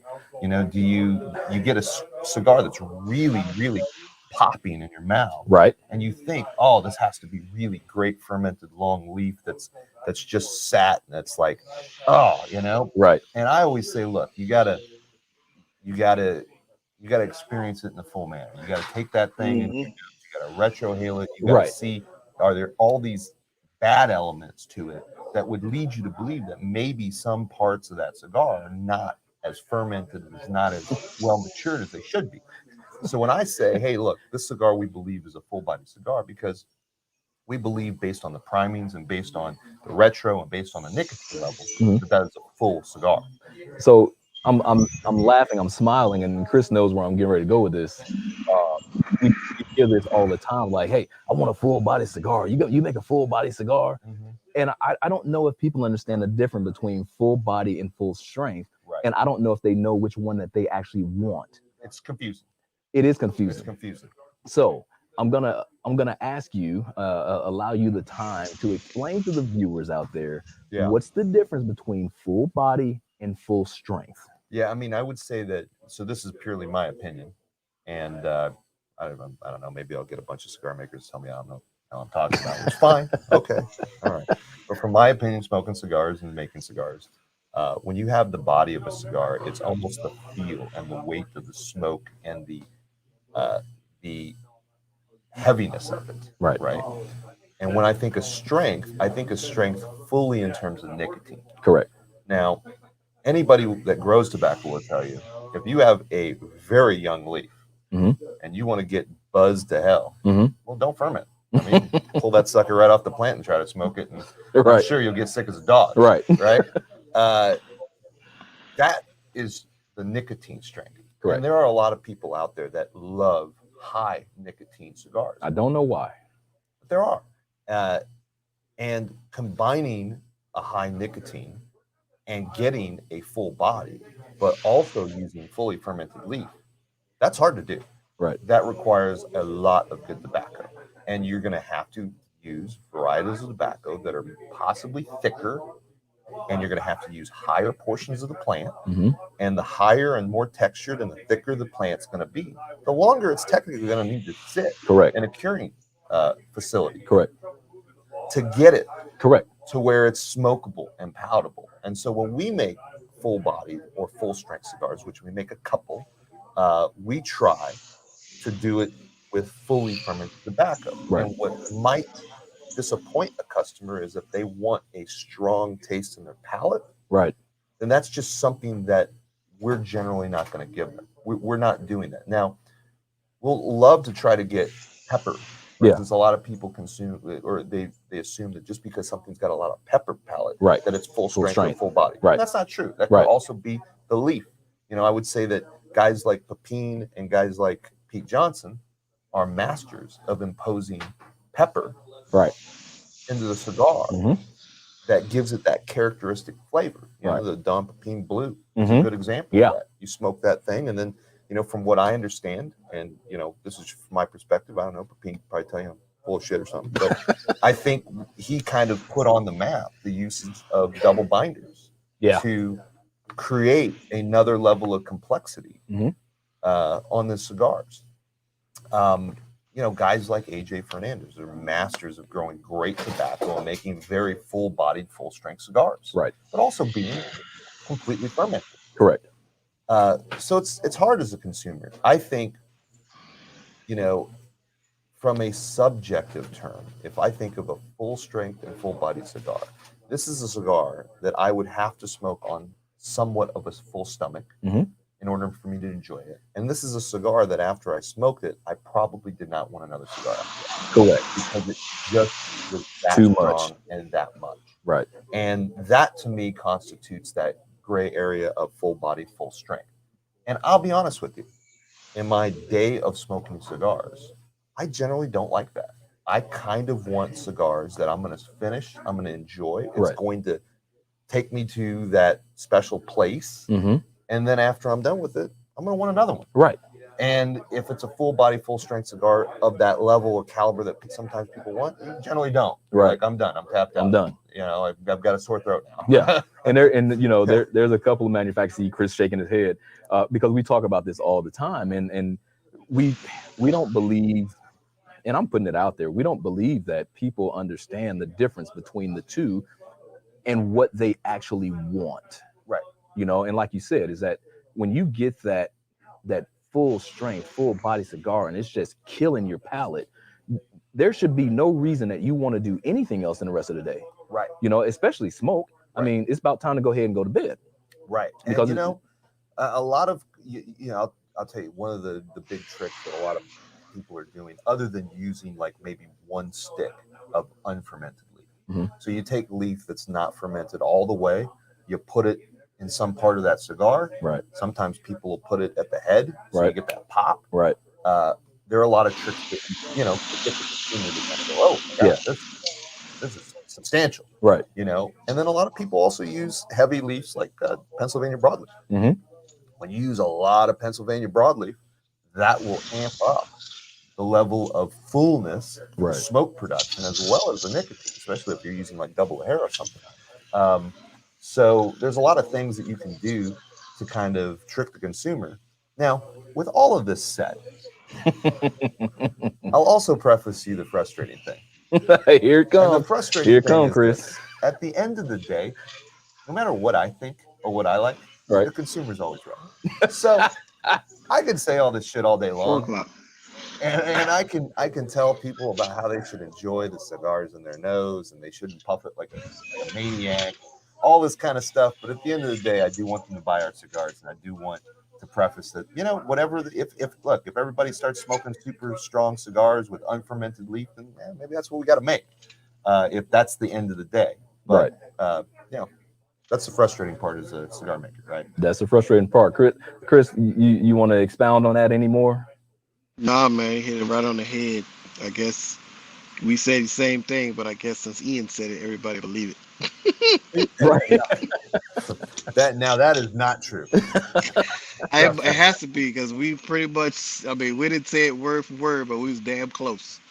So, right. You know, it's almost like I'm listening to you right here in person. You know what I'm saying? It's crazy because, I mean, like I said, me and Chris, we talk about this all the time. People want full straight, full body. I want something to knock me out. I want something to put me on my ass. Do you really? I mean, why would you want something like that? You know, that's not an enjoyable experience to me. Yeah, and you know, the funny thing too is as you make more cigars, as you get more involved in the tobacco aspects of things, you realize that the people that grow the product and make the product smoke drastically different things than the consumer smoke. Right. And you know, and that's the crux, right? You got to at some point make things that what the consumer wants and what they desire. But it's funny because then when you look at what they smoke, or you know, you look at your good friends who've been in tobacco for, you know, their entire adult life, and they've grown tobacco and they know everything, you know, about tobacco, and what are they smoking? Right. And, you know, from what I've seen, generally they're not smoking super strong, super potent cigars. They're smoking cigars that, you know, after they're done with one, they want to have another one. Right. That's so they can get through the day. That's it. The best story, and I know Saka has said this before, and I've said it. My buddy Gus has told me that Frank Inessa told him a very, very smart philosophy. And Frank Inessa built a tremendous business and sold it. And was a tremendous tobacco guy. And his philosophy on cigars were that you wanted a cigar that was light enough and enjoyable enough, and such that if the guy was smoking a cigar and he was about halfway through that cigar, if he would sit there and reach for the pocket, make sure he's got the next one, then you knew you're onto something, because that guy was going to smoke another one. And we're in the business of selling cigars. That's it. We want to sell more cigars. That's it. And so I've always thought about that as being kind of the truth of it. Right. So I know Chris did this. You know, he's had a lot of people say, man, make a full body cigar, make a full body cigar. And he came out with one. It's called the Buckshot. And I when he gave it to me at PCA, as a matter of fact, it was the first time I had smoked it. He had told me about it. So I smoked it. And I don't smoke cigars down, not this far. Right. I just don't. Typically, they start to get hot. Right. Start to get that char taste in the mouth. And that's where it's like, okay, enjoyable. Yeah, it's about time to put it out. I smoked that damn cigar down so far that it didn't register that it's a full bodied cigar. Body, not strength, but body, right? And I kept asking him, like, are you sure this is full? Because it's smoking like it's a damn medium. Right. You know, would you produce a full body cigar, full body, full strength cigar? Yeah. Well, we our Siempre Rosado. Good Lord, yes. In the Churchill is more than I like to smoke. Yeah. And we made this blend super strong because we made it for small batch Maximars. Right. As Corona Gorda initially. So we blended a small gauge, and they basically just said, however strong you make them, just make it twice as strong. Wow. And so, you know, it's like, okay, well, there's only a few amounts of tobaccos that we can do that with, that I feel comfortable doing with, that has those elements and that I feel are still fully matured and fully fermented. Right. And I'm not using green leaf, essentially. And so we made that cigar, and I think, for me personally, it's too strong, and we got beat up by Half Wheel. Matter of fact, Charlie Minato, you know, rated it, and I mean, he basically highlighted that it tasted like tar, but then I think what he described was basically nicotine poisoning. If you read the review, he felt like nauseous. After it, and all these kind of things that I mean, he didn't say it was nicotine poisoning, but I think if you read the review, you can read through it. You can kind of go, I think it got him a little bit. And I think that cigar is too tough for me. But when you kick it up a couple ring gauges and it gets to that Churchill size, which I got a couple, leave some with you. Sure. Thank you. I think that is a full body, full strength cigar, as much as you can do it. And yeah, when that Charlie thing came out, I actually sent a box back to Lee, and I said, "Hey, this is what Charlie said. Does it taste like tar to you?" And both Joe Del Rosal and John Oliva said, "There's no way it tastes like tar." So I was like, "All right, cool. I just want to make sure. I didn't taste any tar." We were actually joking. We were going to actually make the box, and we were going to, when we release the rest of the lines, we were going to put a sticker on it that says, "Now with more tar." Terrific. We were going to do all of these. I'm laughing because there's a tar story that I have. I've shared on here before. There was a rep from another company. He came in. He said he was in Nebraska somewhere, and he was talking to the owner of the shop, and he was putting away some product. And he had a customer come in, and he overheard him talking to his daughter. The customer's talking to his daughter, and he was over at the Oliva Milanos, right? Okay. And said, "You know why these cigars are so shiny?" She said, "No." She said, "Because they inject tar into the cigar." Oliva? I'm just telling you what the story was to us. Yeah. So I don't think they inject tar in any cigar. Well, I will say this. Not to make it shiny. Not to make it shiny. Hey, how are you? I would say this. There is a lot of mystery as to the fuckery of what people do with tobacco. Yeah. There's no conspiracy theory left unturned. Right. There's always the popular idea of bitumen or things that they impose in the curing bales. I have seen things being done at various factories, and it has nothing to do with misleading customers. Right. There used to be the old days of, people get that really dark Oscuro tobacco cigar, and all of a sudden they got, Oscuro lips. Right. They got like that ring. Right.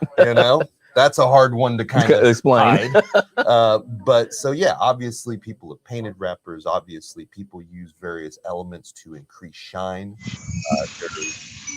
Obviously things have been done to artificially darken cigars, whether through natural causes or unnatural. to get them to be darker shades. There's all kinds of stuff. And I think any cigar maker would be honest with what people have done. Sure. And then, cooking is a common, right? People, generally pressure cook wrappers for lower cost cigars. Okay. Cigars that are usually mid filler, cigars that are short filler, cigars that are economical cigars. If they need to get that wrapper more uniform and dark, they'll pressure cook them. They'll use various natural elements. I've heard of people boiling down stems and creating sloughs. Yeah. All these things. And, I don't have really any issues with when people do those kind of things and whatnot. They're not really in our particular wheelhouse. Correct. We try to just use what we get, and however dark it comes from whatever leaf type it is. Right. That's what it is. Yeah. But yeah, I mean, there's all sorts of things that people do.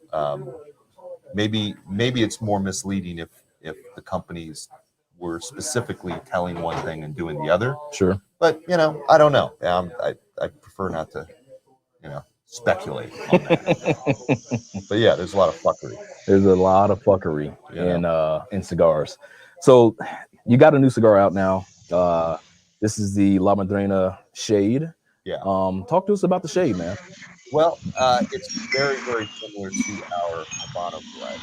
So our normal La Madrina has quite a bit of different tobacco. We use U.S. tobacco, we use Mexican tobacco, we use Ecuador, we use Nicaragua, and we use a little Dominican Republic. So it's got a lot of different tobacco in it. Okay. It is a polarizing cigar, meaning people either seem to love it or hate it. There's nobody that that really is in between. Even the shops that I visit that are myself. One of my favorite shops, they don't even sell it because they don't like it. Really? That's fine. I mean, it is what it is, but I always tell them, it's like our best selling cigar. Now, with that said, because it was our best selling cigar domestically and internationally, we needed a Connecticut shade. So I was spending a lot of time in the last year smoking Connecticut shade cigars. And I don't particularly like Connecticut shade cigars because generally Connecticut shade wrappers have a little bit of a pepper bite. And so when I look at blending Connecticut shade cigars, I think about how I blend a cigar without that pepper bite because I don't like the pepper bite. And you don't get that pepper bite when you're smoking, Habano wrappers or anything that are more fermented per se. People that buy that shade wrapper, they're buying it generally because of kind of a misconception, right? Right. They look at the shade wrapper and they go, "Oh, it's not that bad. Light yellow. It must be really smooth and creamy." When in reality, it's kind of the reverse, right? Right. It's kind of like coffee, I guess per se. The darker the coffee, the stronger more, it is. Yeah, but the less acidic and the more fulfilling it is. And, Guinness beer, same thing, right? You look at a Guinness, you go, "Oh man, that thing's going to be, that's going to put me on the ground." And it's actually pretty smooth and pretty light. So, I spent a lot of time basically trying to take the La Madrina base blend, turning it to where I didn't get that pepper bite, and then it was a little bit more smooth, a little bit more complex. And I'll give you an example. One person I trust a lot told me, you make this Connecticut shade cigar, you need to make it like Connecticut shade cigars are in the market, meaning they need to burn quick because you want them to go through more cigars. And I never really agreed with that. So we packed the hell out of it and made it a slow burning cigar. And, that's a philosophical difference. Yeah. I always kind of thought, well, if that's the case, then why would people buy Davidoffs for $25? Right. Those don't burn quick. Correct. You can have Connecticut cigars that are satisfying. Right. And so, I spent a lot of time blending that cigar. I was blending another cigar called Melodic Food for Cigar Delta in Fresno. He had a product that he allowed us to take over and reblend and do for him. And so I was smoking a lot of Connecticut shade cigars, which was pretty painful for me. It was not. It was more work than enjoyment. Right. Smoking that many Connecticut shade cigars. But we finally came up with a blend that I thought, and it was very close to the original blends, and that I thought worked really well in that it didn't have that Connecticut shade bite. Yeah. And hopefully, you find the same thing. Now, as it gets into the smaller sizes like Corona Gorda, you're going to get a little bit of that bite because there's more wrapper to binder fill it. But yeah, I mean, that was one of the cigars we released this year that I felt really turned out the way that I wanted it to turn out. Right. And we originally made Cubo Claro, and we took that off of the market. Yeah. So we needed a shade in our lineup. We just needed one. Right. So it just made sense that kind of fit in that profile. Well, it definitely doesn't have the bite off the front. I can say that. Thank you. Rather enjoyable. We didn't add the tar into that one either. You didn't inject the tar? No. Oh well, shit. It's not as good as normal tar. It's not shiny, so I can tell. Right? No, we didn't put the shine on it either. Everybody loves the shine. Right. But no, man, I definitely I appreciate you making this trip down, man. I mean, nobody knows. Sorry I'm late, man. I apologize. Oh, it's not even a worry, man. I mean, nobody understands the communication that we've had. Yeah. You know, we've gone back and forth like, hey man, yeah, I'll do the interview. Oh shit, can't do it this time. Let's do it this next time. Oh shit, now I'm doing something. We can't do it this time. Yeah. So you guys, please understand, this is one of the most anticipated interviews that I've wanted to do, especially this year. And I'm glad that I got the opportunity to do it in person with you. Absolutely. And this is something that you said, you were like, you know what? I'm going to do it in person. No, we got to do it in person. Yeah. And absolutely. It's such a honor to have you here, man.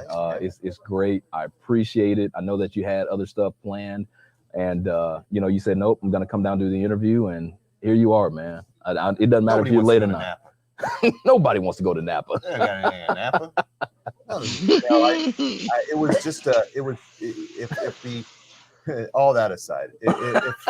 If the schedule would have been how I planned it, it would have been a cigar fest in Bakersfield yesterday, this today, and then Napa tomorrow. Right. That's too much. I'm too old for that now.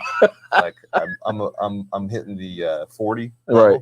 So things are not as fast. No, the seat time hurts. Right. Right.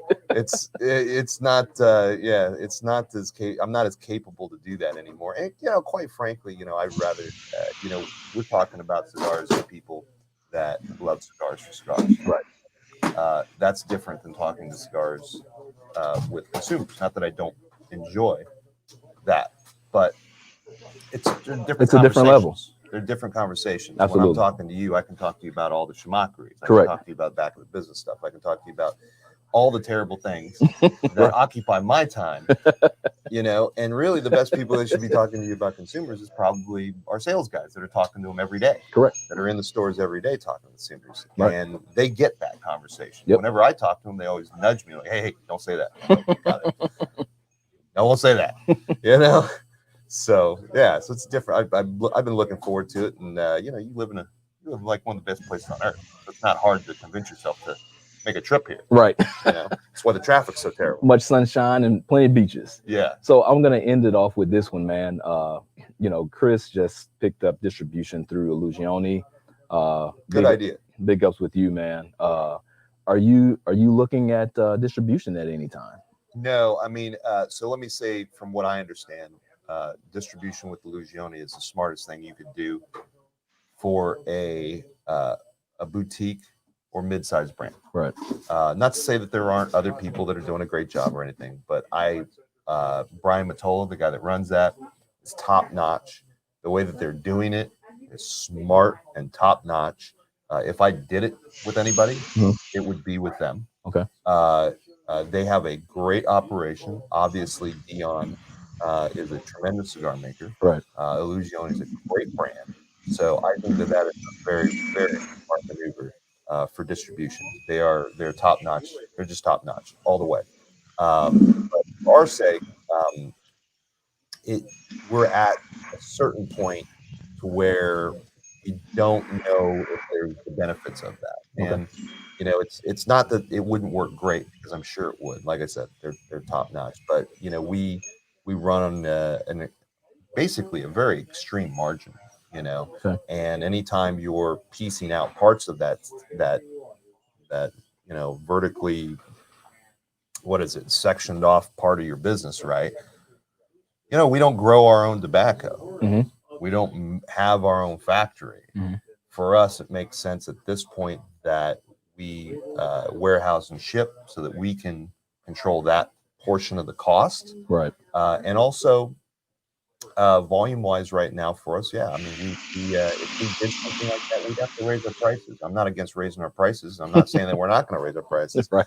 but we're trying to make cigars at a certain price point, at a certain level, at a certain volume, and we believe that we have to do it in-house to control that full experience. And I'm not saying that it couldn't work with Illusion, but that's why we're doing it. So we don't have any plans in the near future to not do it. Matter of fact, we have to get a bigger facility to store all the cigars because, as I mentioned, we're making more cigars and we're trying to inventory more cigars. So it makes sense for us to get a bigger space. Yeah. You know, what would make a lot of sense for us is to move to a tax-friendly state.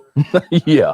That would make the most amount of sense for us. Yeah, Florida or Texas, you know, or be logistically closer to where we receive the product. Right. Yeah. In the case of the Illusione, you know, they've got port of entry at Oakland. Right. And they're able to consolidate containers out of Nicaragua, Honduras, etc. And there's a certain flow to that makes a lot of sense. For our flow, because of who brings in and imports our cigars, it would make more sense for us to be near Oliva and in Florida, right? Because of the tax advantages and the logistics of how much does it cost to transport cigars all the way across the country. Yeah.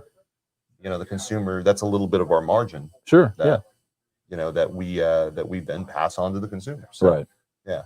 Loaded. It's tough. It's tough. It's tough. It's tough. And I can't imagine, you know, I mean, I've learned a lot, you know, being, I guess I can say this candidly, being friends with Chris in the time that we have been, learned a lot, seen a lot, a little bit more exposure than what I was anticipating. And, you know, talking to people like yourself and Steve Saka, you know, you put all that stuff together, 1 + 1 = 2, or sometimes even 3, you know, and it all makes sense once you're able to see the real picture, you know, once you can step back and see how all this comes together, and not just from a consumer side. You know, I think the consumer sees one thing, they see the product on the shelf and how much it costs. Right.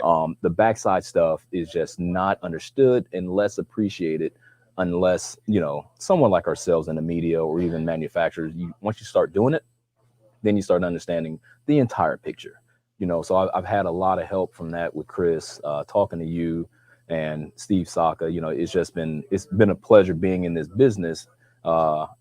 I can say the business in the industry for as long as I have. Yeah. So, you know, this is great being able to sit down to get the information from you. Absolutely. It's been a lot of fun. Anytime. Thanks for hanging out, brother. You got it, man. Thank you very much. Hopefully we can continue the conversation a little bit later. Absolutely. And other than that, man, Chris, what you got, man? Anything for the people?